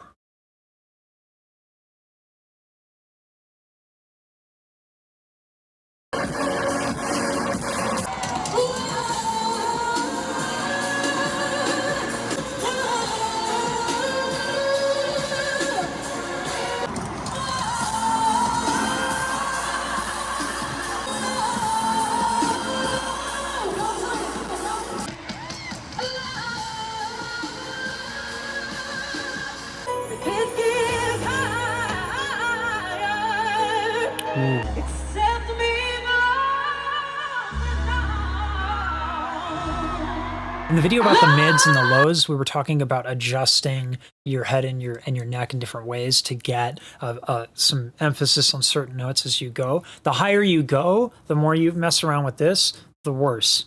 The worse off you are. You're better off moving your hips, because that will also affect your breath, but it'll do so in a way that doesn't mess with the mechanics of these higher notes. Look at how she does it.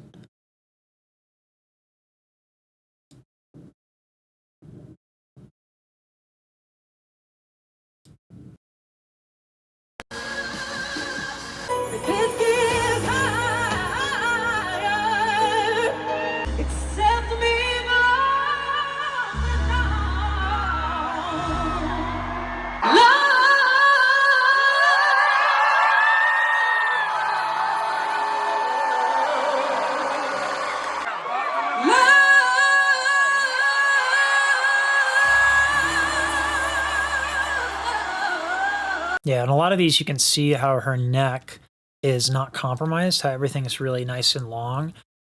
You don't manipulate your larynx to go up when you go higher and higher in your range, but it will go up. Not like crazy. It won't be popping out of your mouth or anything like that, but it will go up. So if you impede that it goes up, then you're getting in the way of hitting successful and comfortable high notes. So her posture is everything here. It's the posture, and it's also how she's not compromising. She's uncompromised. She wants runs to be good. Slowly go, tilting around, tilting. Right? So many tools in her toolkit.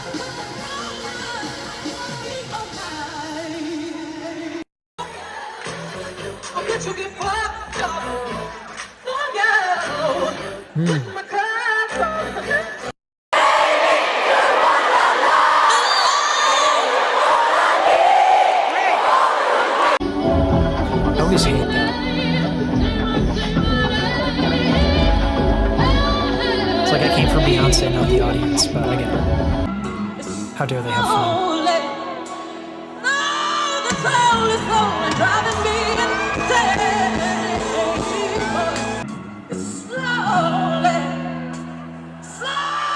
Oh my God!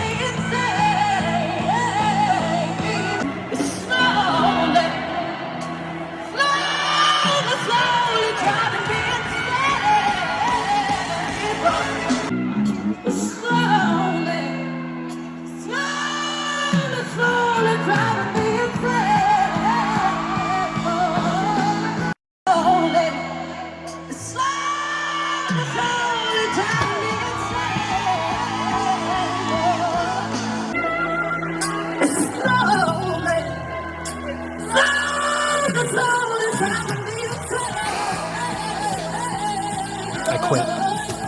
I quit.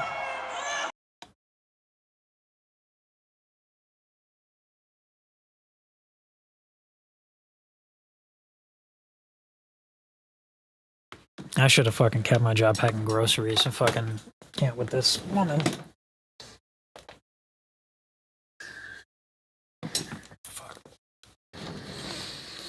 Growling on D5s like it's casual? Come on. Come on. That's ridiculous.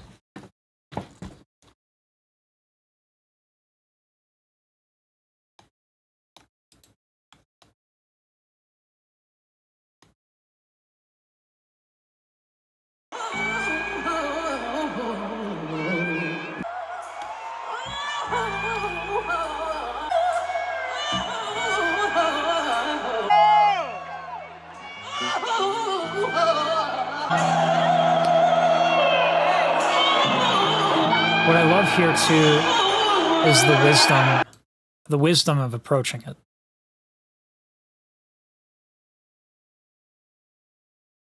I think one of the reasons my growth as a singer was so seriously stunted was I was very stubborn. I wanted everything to be the right way, perfect, every time, and I gave no shits about my health or my body.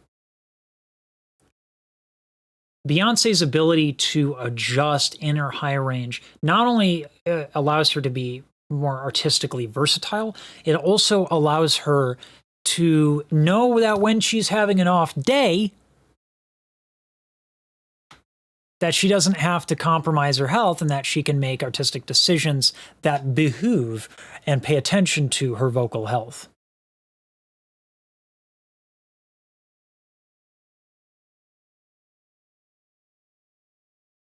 And that's not a shot on her, right? Like people's bodies are going to change in like from day to day, right? She had bronchitis during the tour, for fuck's sakes.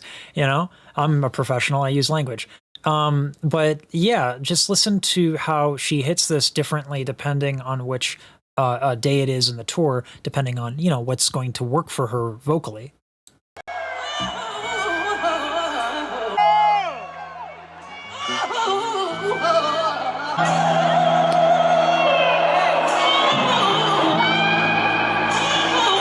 It's like tries it the first time. She's like, okay, I can do a little bit more there, you know?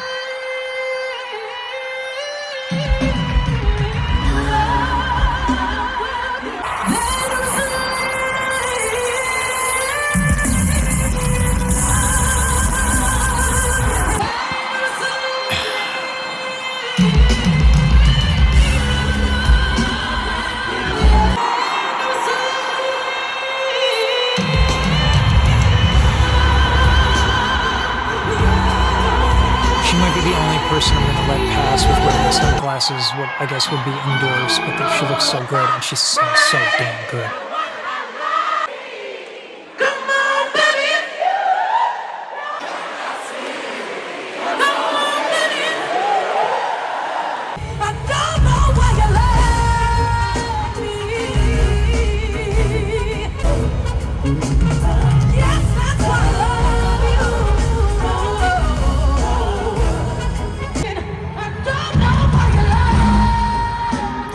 What a stage image. What an incredible stage image. I'm not like a good director, but I know that like stage imagery is a big consideration in theater. You can see that from a mile away. She's so fucking smart when it comes to every facet of her business and when it comes to staging, dancing. If you've ever seen anything behind the scenes with her, she's got her hands in fucking everything. Look at this. And not only is it beautifully done in terms of what's on center stage and how you can see that, and not just how cool the things are, but also that the right and the left image mimic the wings that she is wearing.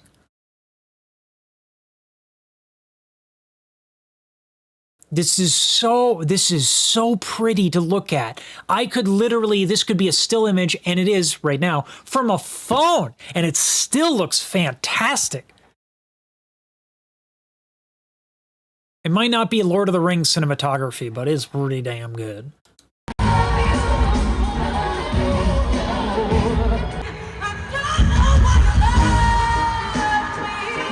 I love that glissando. Oh my god.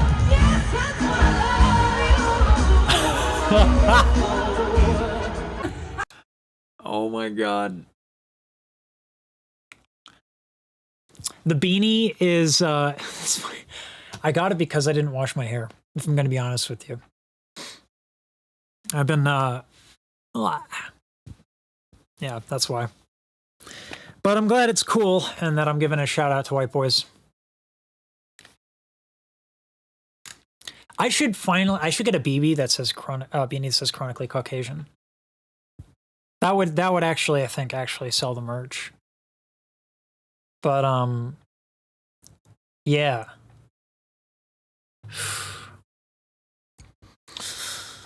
Yeah. Yeah. I'm on the way to not having such like debilitating medication. Not to get heavy, but like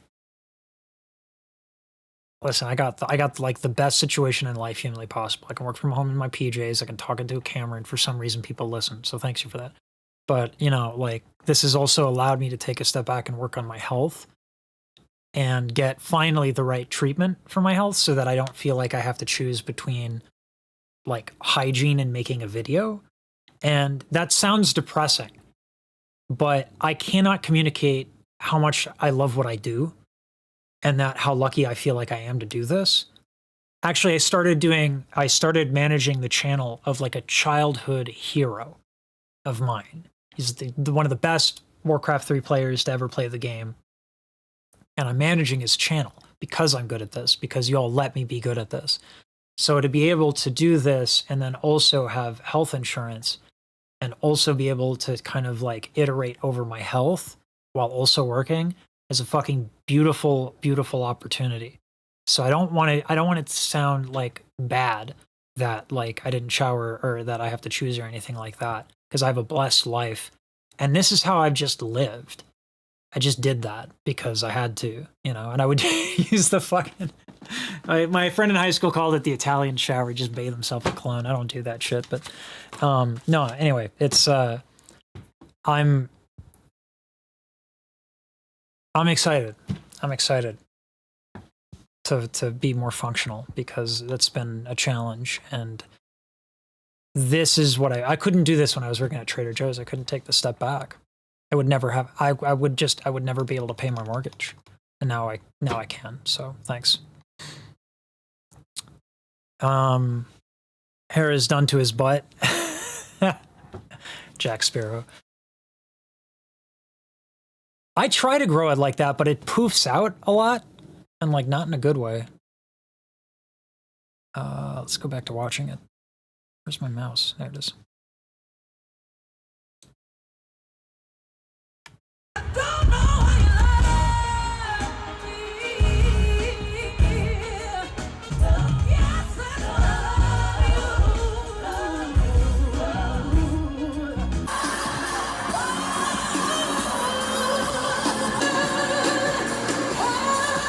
We're getting up there now.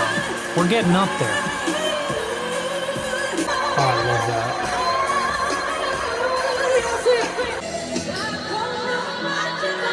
This aesthetic this right here, this aesthetic, to me is reminiscent of like a lot of what was going on in the 90s. I have no idea when this song was written.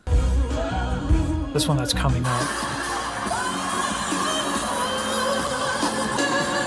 Like, that just reminds me of kind of what we were hearing from like Santana, from Red Hot Chili Peppers, from Radiohead and Jeff Buckley. A lot of that minor stuff and the hanging around there. Even Queens of the Stone Age did it too. So it's a really cool aesthetic, and I'm not sure when that song was written, but I love it. Because you don't hear it a lot.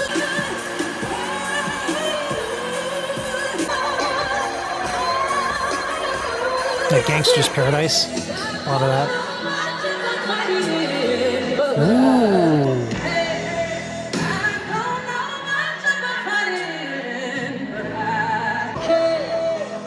That's a really, really, really slick arpeggio. That's so good.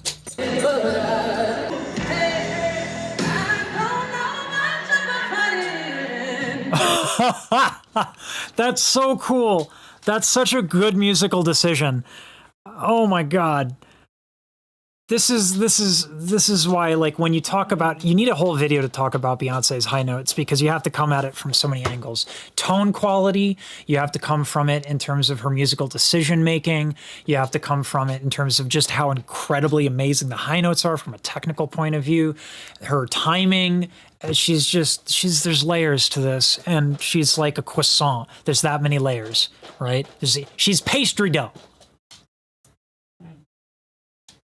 Excuse you, Anya. My dog is jealous of Beyonce.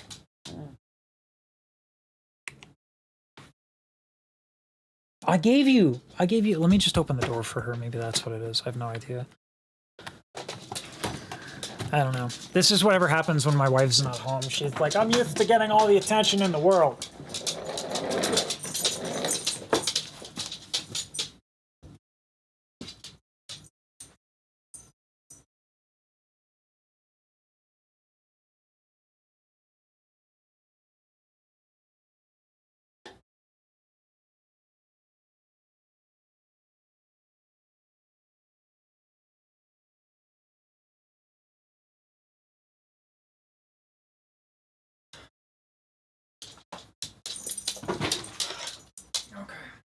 There you go, Anya.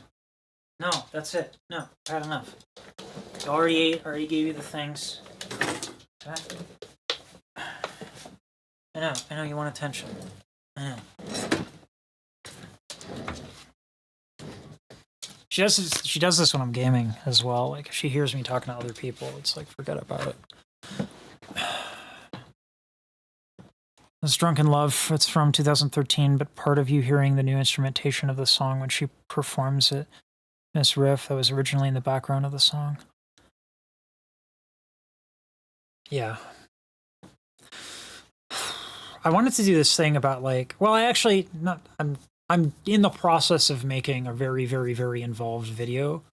I don't often do video essays because I don't think they're my main cup of tea. This is still a reaction channel primarily, even if it is, like, tries to be more technical than other people. But I've been doing it recently where I'm taking little bits, because talent, I think, in part is opportunity that's been capitalized on, I think. It's a little bit of maybe a pretentious definition, but I think she exemplifies that. Beyonce is what happens when you have a motivated person from an extremely young age who has discipline and also the help and never stopped. So that to me is more of an important story and a more practical story than just saying she's talented. Like, when you dig into her commitment over fucking decades. She started when she was 9? How old is she now?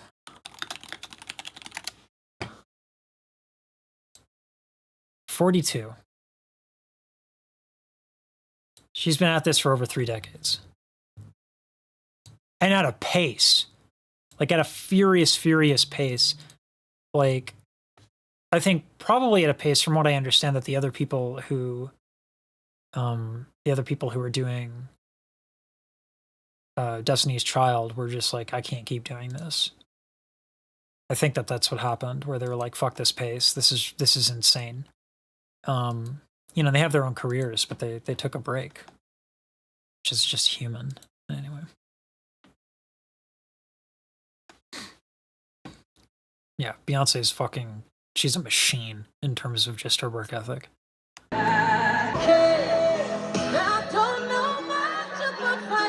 Nice.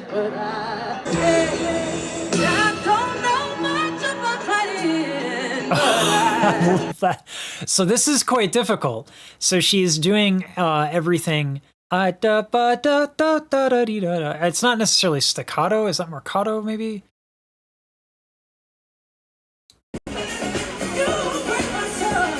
Oops. Oh.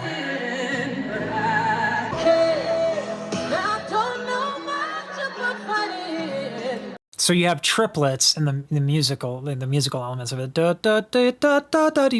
right? So the timing is interesting because you have triplets, and then I think it's these aren't just straight eighth notes or quarter notes or sixteenths.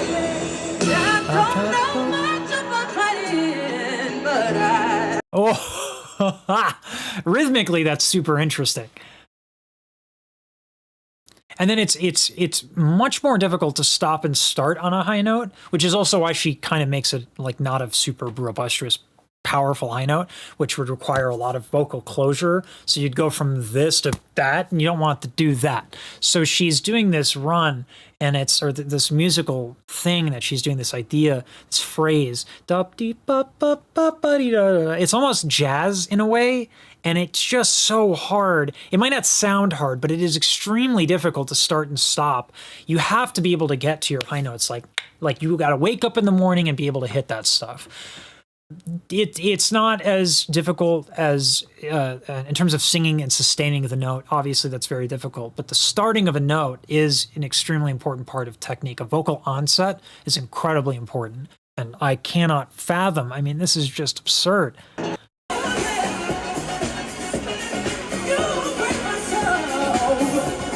This is a more recent one, right? Throwback to like club music, stuff like that. House, right?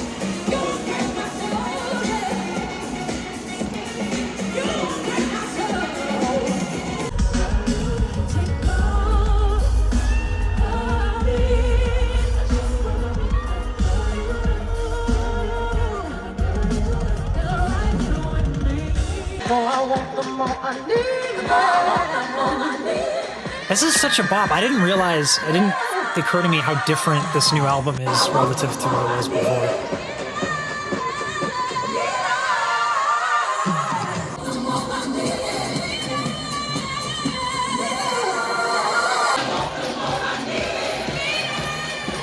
Come on, Shelly. Damn.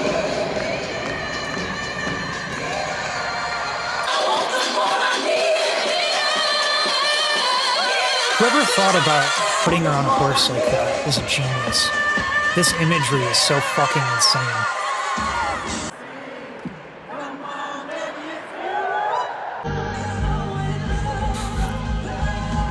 So fun fact, Beyonce actually never sits down.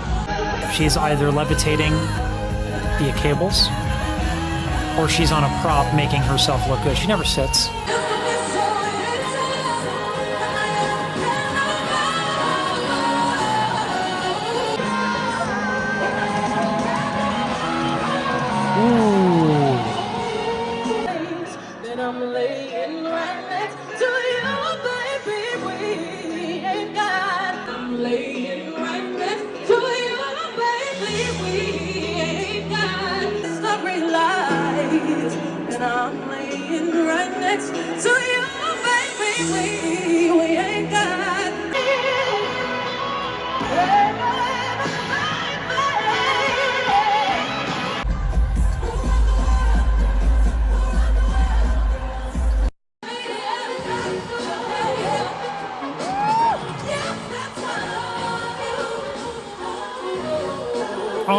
god.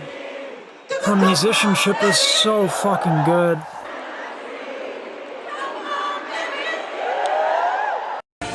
I wonder if, I know she grew up religious, so I wonder how much she listened to the Clark sisters.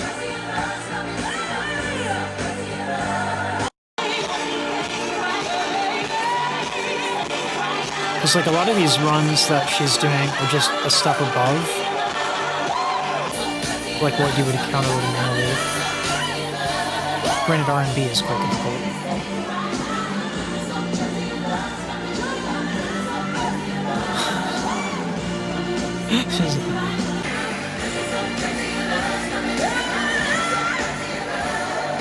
Exclamation point is right. I can't believe it's growl, too. I can't believe there's roller distortion that high up. I mean, that's bonkers. That's so hard.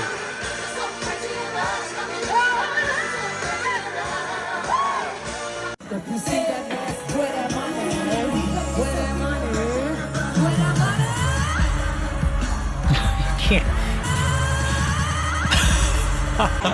Only a super fan would pitch that.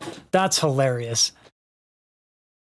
Listen, whoever the person who made this video, that is so much work just to bring attention to that moment. So that's appreciated. That's a really incredible level of attention to detail.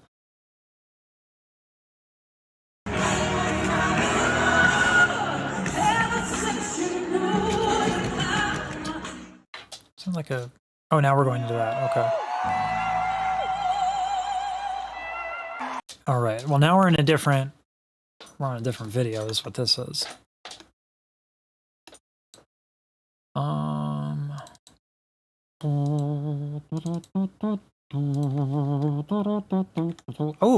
the high note video is in one take. Okay, let's go. So we've done our lows, our mids. Did I do this one yet? No, okay, this is the beatboxing video we haven't finished yet. So I have, this is my fourth video in the chamber.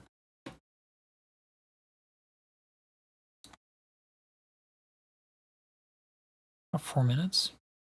I can do that. Look at me turn everything. And didn't we start at 12:45? Who else takes a 30 fucking minute video and stretches it out into 2 hours? At least I'm not XQC about it. I wonder about that because so many people, like, I just know that there's a conspiracy theory amongst like religious folks that like where Beyonce's like the devil or some shit. It's hard to know what section of, because I'm not involved in like the communities of gospel and religious where those bridges overlap. So it's hard. There's so many thoughts and feelings when it comes to like religious music and then also Black artists using that stuff. I mean, obviously I'm not going to know a lot about that. I know it came up in Ray, the movie, where he started doing what he was doing, and like musicians walked out because it's like, this is church music. I have to listen to more interviews of them talking about one another. That's what I need to do, because it would be so cool to try and connect the dots to yet another artist who loves the Clark sisters and is killing it. Because they just seem to be influencing. I know the Destiny's Child influences one of Kelly, whatever. God, I feel so bad. The other two, four, three. There's three of the other ones. They reference Clark sisters. So, and they call her the devil because of how worshipped she is. When the Bible says, "Don't worship false idols." Thank you for that clarification. And yeah, I think celebrity worship is weird, but also, like, Beyonce is probably one of the first examples. I'm like, I get it.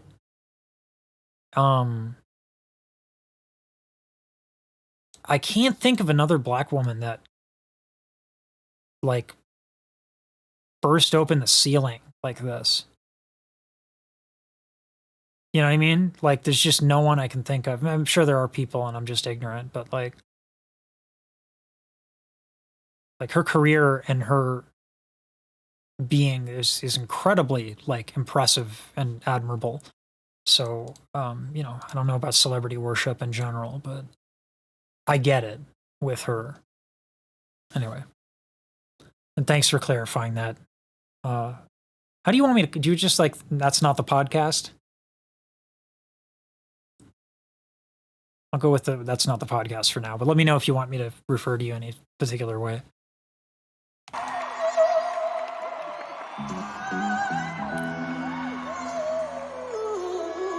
Ooh.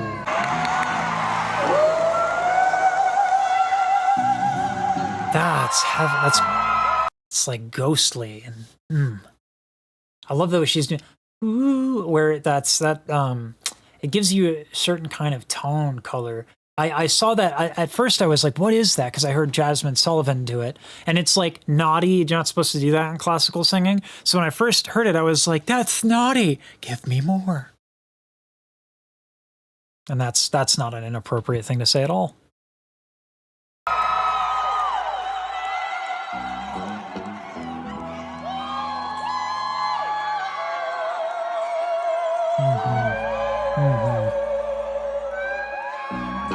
Haunting.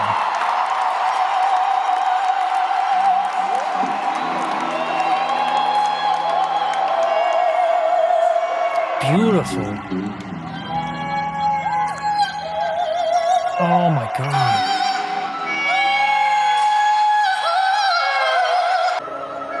Her voice is so pretty.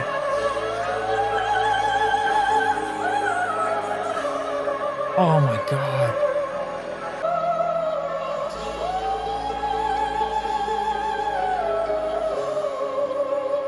That's otherworldly sounding. That's so cool.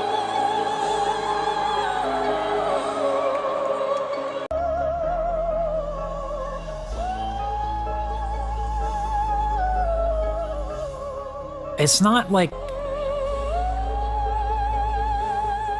it's not straight up opera because it's missing like the twang and the steel that you would expect from opera. However, she musically calls upon that in belting when she wants that. This is very, very, very nice. It's lush. It's really cool.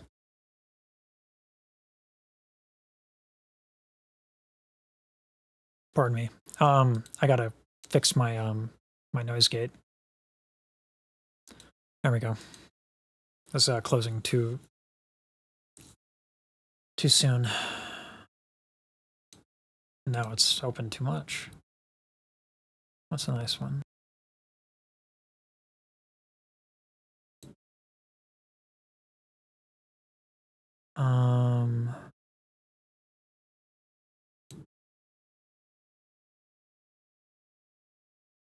How's that? That feels like that might come on too strong though. Oop. Yeah, that's all too much. All right, that should be a nice little happy marriage there.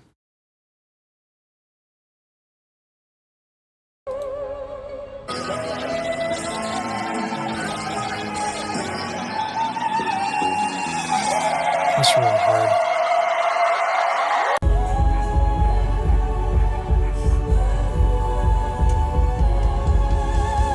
Yeah, that's more classical. That's with the twang.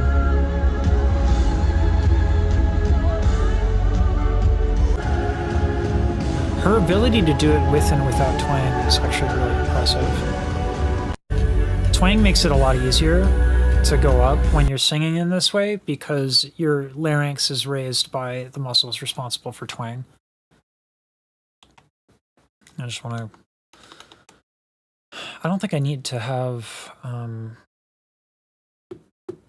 This is usually where I'd have an example, but I don't have the media source there for it, so I'll just do Vi yang no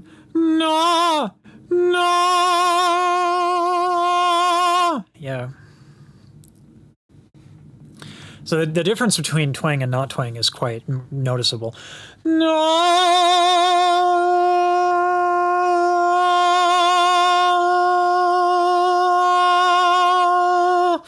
Let's get a spectrogram because that's actually a much better way to show it.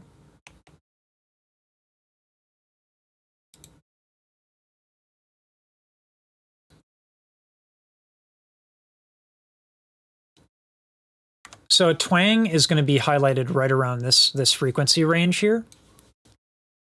And I'll show you that when you bring it in and out, it's tremendously different.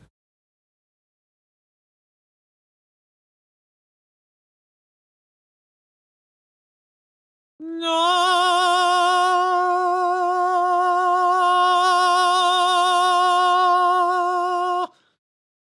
I mean, that's a very, very stark difference.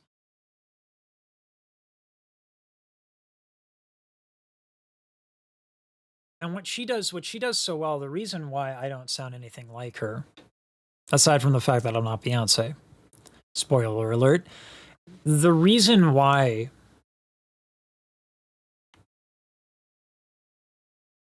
it sounds so much, it's almost like neutered when I don't have twang in, and that's because I am used to operating on the most neutral kind of roundish vowel that I possibly can in opera. So I have that aesthetic, that it's lush sounding. But if you do that and do head voice at the same time, it sounds almost flaccid, right? It doesn't sound very compelling. But when she does it, the difference is that she's adjusting the vowels. So when I say that's classical-esque, she's borrowing from pieces of it that are useful for the artistic aesthetic that she's going for, and then she's changing them. Because this woman doesn't know how to be limited.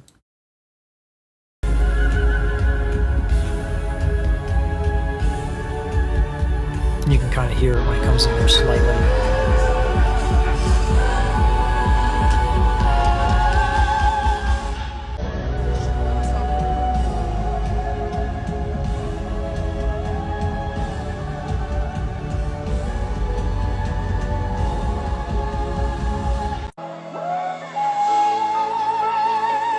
That has a lot of twang in it. That's just straight classical. That's nice.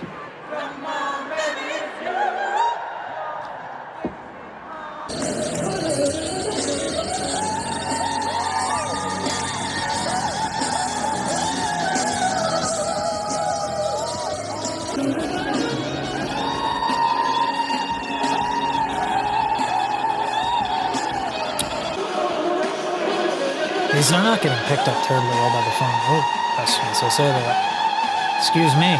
We're going to go backwards because I need to shut my mouth.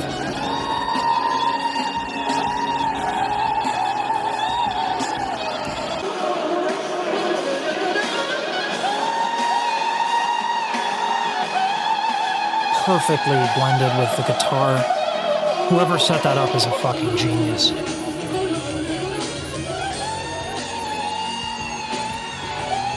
That's so smart. This is where classically trained musicians are generally really, really idiotic when it comes to sound design. I fucking love sound design. The reason I love sound design is because we can take what I just showed you earlier with the spectrogram, and we can mess around with it by adding different elements. Sometimes we do it with EQ, reverb, whatever, but in this instance, they're blending two instruments, her voice and an electric guitar.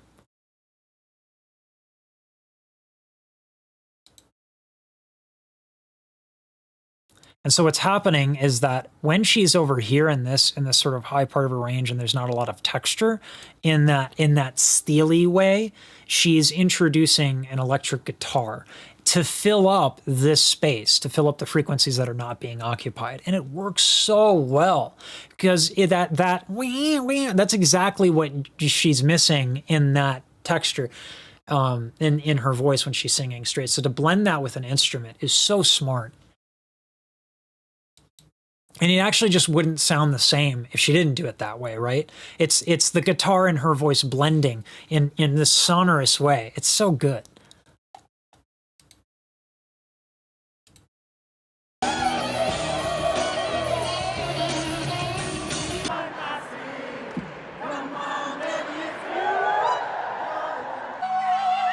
Oh.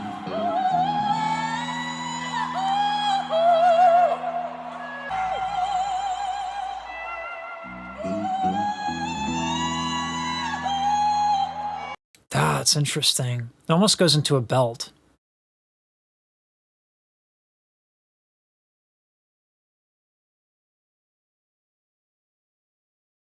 when you belt correctly, it doesn't feel like you don't feel like coming out of your face, because that's how you get a vocal injury.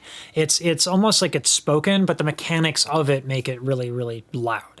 I've been told my belts are really light, so take that with a grain of salt. I'm an opera singer. I'm not a big belting person. I love it. I just can't do it that well.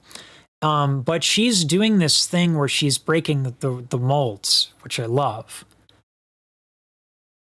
She's taken the rule book and she's throwing it away. She's doing kind of a mixture of belting and then also this kind of head voicey thing. And you might be thinking, well, how the hell do you do that? Wagnerian tenors actually do this, where I know I said you can tilt this way, right, for the thyroid cartilage tilt, or you can tilt it back for belting, but you can actually, they're two different muscles, so you can contract both at the same time. And that gives you kind of the best of both worlds, and then you can bias one muscle versus another. As far as do Wagnerian singers do that, it's up for contention, but there's schools of thought that suggest that that is a thing that they do. And she's doing that kind of right here, not to achieve a ridiculous amount of volume, but to achieve a certain aesthetic that would be hard to achieve otherwise.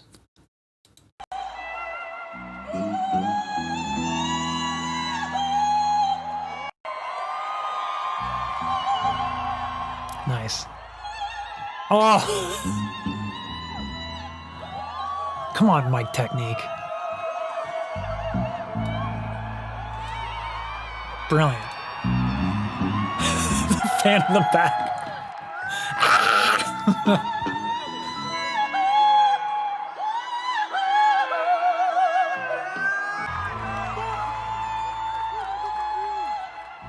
Wow. Never the same twice, you know what I mean?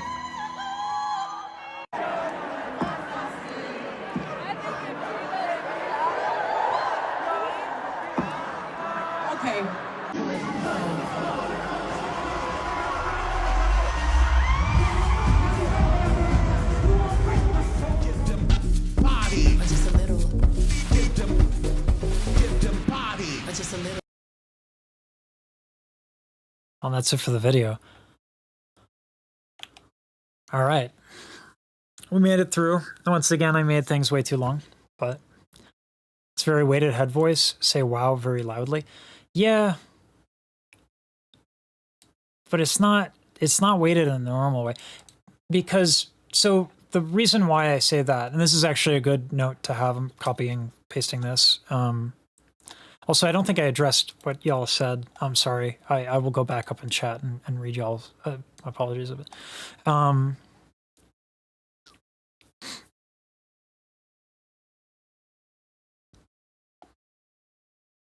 that's right. You're on East Coast, Tink. Yeah. She seems evil. I like how she sings, so who cares? Yeah. Janet Jackson.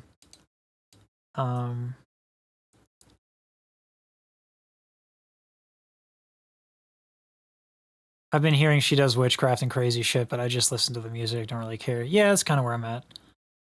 Or hoot loudly. Yeah, so the hoot, people used to train sopranos. Like I said, I'm copying and I'm doing a screenshot of these comments because I actually think they're quite... they're a reminder of a couple things that I don't usually do. So the hoot, when we teach classical, usually we're trying to get out of people thyroid cartilage tilt. Like we're trying to get that. And we do that for women in classical music because that follows the idioms. We would never teach a dude. If you're going for gender role stereotypes. Totally possible. In the Discord, Captain is like the example of someone who uses techniques that are generally considered aesthetics for women, but he does it so fucking well. It's brilliant.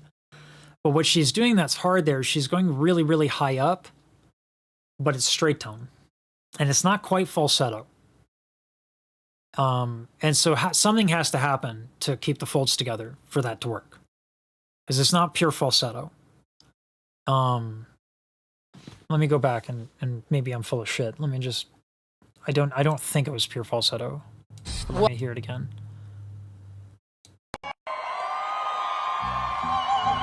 That's so fucking smart. People do that with volume knobs.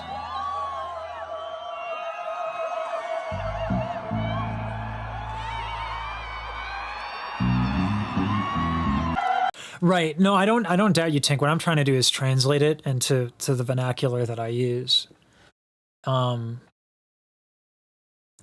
Because for me, and this goes into, again, like intuition versus, like, your intuition as a singer is significantly better than mine. I kind of needed to learn all of these technical minutiae to make anything work.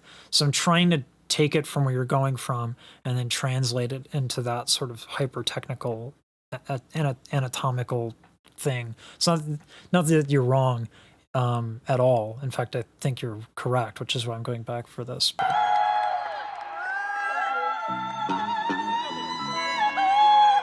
this one, that one's just a sob.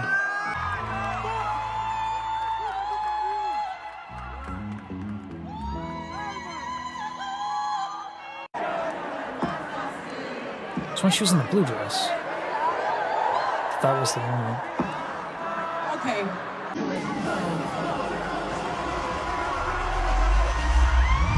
No, it's this one, yeah.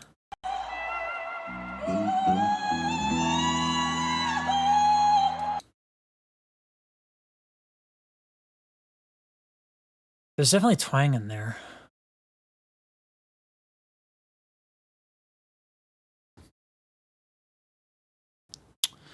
I think she's holding her thyroid cartilage tight. That's a really high part of the range to do that, though.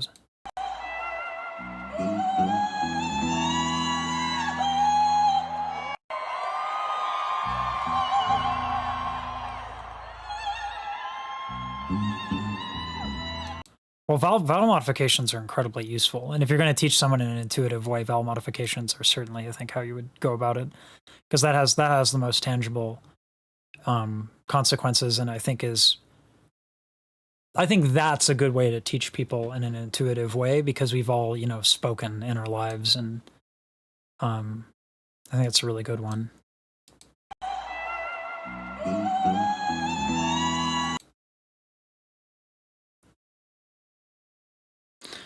I think she's not holding the thyroid cartilage. She's trying to tilt it, and it's not quite strong enough to tilt to where you would get like the full on vibrato. And then the larynx is high because I don't think she's taking a massive breath. I have no doubt, by the way, I'm not saying that she cannot sing on a full B5. I think she can, but that's just not what's happening here. The aesthetic is different.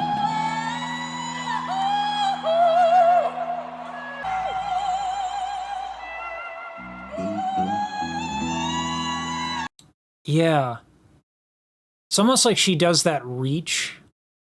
Like a lot of people do that kind of reach with the and like kind of like when classical singers are learning or challenging themselves on a new high note when shit's just not strong enough. But it's like she's using it on purpose. It's actually kind of crazy.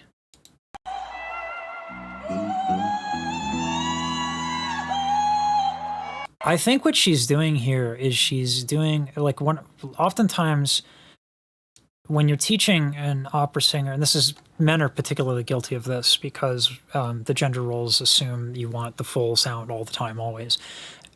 And so while you're learning as a tenor, what you'll do is you'll develop the cricothyroid muscles, which are responsible for tilting. They tilt the thyroid cartilage, which is what gets you that vibrato and that bigger sound. I'm looking for my elastic. Is that it? There it is.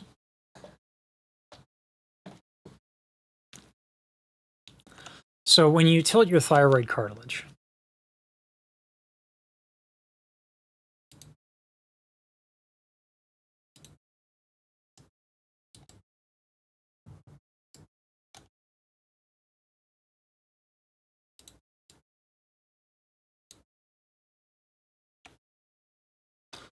So glad I figured out the button for pausing. All right.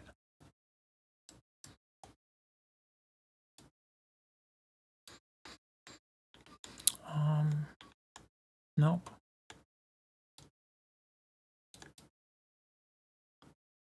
Okay. The edge of it right here.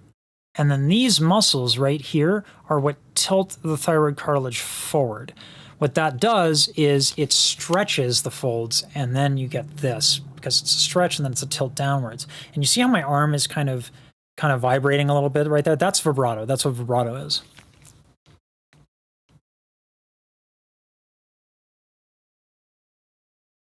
But you only get there and get that vibrato once you can actually stay there. So a lot of times what happens when people are just learning to sing opera, what they'll do is they'll reach, right? And so they'll get there, but they can't quite get it to where they need to go. So it's just kind of this like held thing, like they keep trying. She's not doing that because she can't. I actually think she's doing it for effect, which I've never actually seen that much before. At least not, usually what they'll do is they'll use tension surrounding. They'll do it surrounding the thyroid cartilage to kind of hold it in place. There are very large muscles surrounding the thyroid cartilage. You know, so these are all the muscles around the thyroid cartilage, you know, like take your pick, right? You can use tension to maintain straight tone. So you can tilt and then you can have tension to hold it there. Not optimal, generally not ideal. It'll get you where you want to be, but you can't do a full tour like this with that technique. So what I think she's doing is I think she's going to that point where it's almost like quote unquote reaching, but it's on purpose. It's with aesthetic control. And that's actually really, really hard. Because it's almost like you have to like go backwards in your education and your training, and you'll be like, okay, here's this little thing right here. I want to take this specific moment. That's what I think is happening.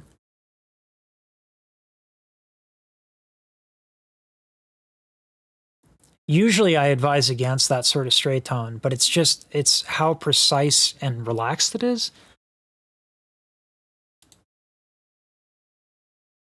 Like there's not, look at everything around her, her neck.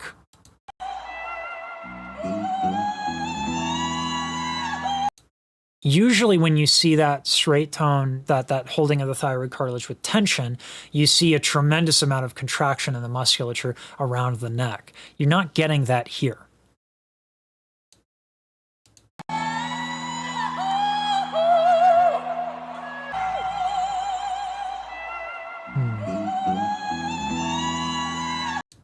You can see that things are not moving, but that's because they're not moving. She's straight toning without vibrato, but there's not like a lot of contraction, like none of that crap. You know, nothing weird is happening. That's really, really, really cool. I don't think I've heard it done that way ever. Like I had to go back and listen to it like 5 times to be like, what is that? Because it's not quite what normal people usually do.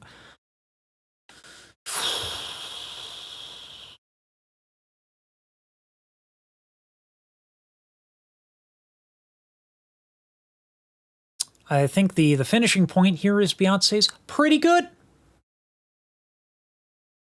Pretty darn good. Yep. Yeah, I think she's pretty good. Man, did I change it back? Yeah, I changed the full. All right. Do dee dum da dee. When I'm singing, I try to learn how to impersonate the person, and once I figure out how to do it with your voice. I use the vowels. Yeah. No, and that's how you would approach it from intuitive. I actually, depending on the person, I usually tell them not to mimic certain singers, but I think that has more of its roots in classical, where there is an level of extremeness to singing over an orchestra, to where like a microphone frees you up for a lot more subtle idioms. It's not necessarily that's easier, It's just you don't have to sing over an orchestra, so you can do different things, and that is difficult. But a lot of those different things can be mimicked. But I think a lot of people, classical or otherwise, have a hard time when trying to mimic a lot of the extreme parts of people's range. But you were able to figure out whistle and stuff like that. So like, yeah, you know, it's pretty good, Tank. You're a good student, and you practice diligently, and you're observant and passionate. I think my difficulty with trying to take an intuitive approach was I was just such a hard ass with myself. Like I wouldn't sleep. Thought that was cool. Probably a bunch of reasons. That's why I'm kind of going into the video that I'm making about Beyonce, where we're talking about talent versus effort. I already have a thumbnail too, but yeah. I think we might have to do like, if I want to do what I want to do on these channels, I might have to do like Singer of the Month. I think I might have to start doing that, to be honest with you. Because there's so much here that just pure React content, which I want to move away from only in terms of my reliance on it, because I think it's going to go away in a big way in a couple of years. I think that's really going to be what happens. That's what's going to happen. So I want to just be prepared for that. All these other voice teachers doing React channels, I think, are going to get nuked. The channels are, not them. This is all the hideout stuff? Yeah, okay. Flaky freaking vampire. Oh, God, I love sleep when I can get it. The medicines I was complaining about before are what I use for sleeping, and like I can't tell if I hate being on these more or like not sleeping. Like there's probably a balance that's better than what I have now, but sleep until 2, go to 4. I used to do that. I mean, I'll do it. Like on vacation days, what I'll do is I'll play games with friends, because a digital vacation is much cheaper and frankly easier on my brain than doing all the travel and all that shit. So, yeah, anyway.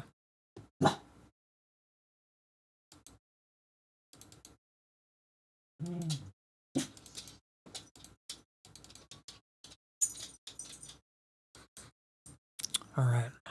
We got her low notes, her mids, her highs, and I think now her head voice. So that's 4 videos, and I still have the beatboxing one. Usually nap 5 to 12. Yep. Can't tell if someone's delivering a package or what. Lasagna went outside and is barking her head off. Anyway, thanks for joining me. God, I'm super happy I was able to do this today. Gotta thank my wife for that one. She set up another doctor, so that's been great. Yeah, I took some ADHD meds, and I feel good. Like, I'm not about to like go run a mile. Like, I was like, okay, I put in work today. Time to go take a break. It's nice. It's good. A lot of changes chemically going on for me, so I'm liking it. Anya's mad. Yeah. She's a mix between Pitbull and Chihuahua. Weirdest thing. So, anyway. Time for me to go through it, do a thing.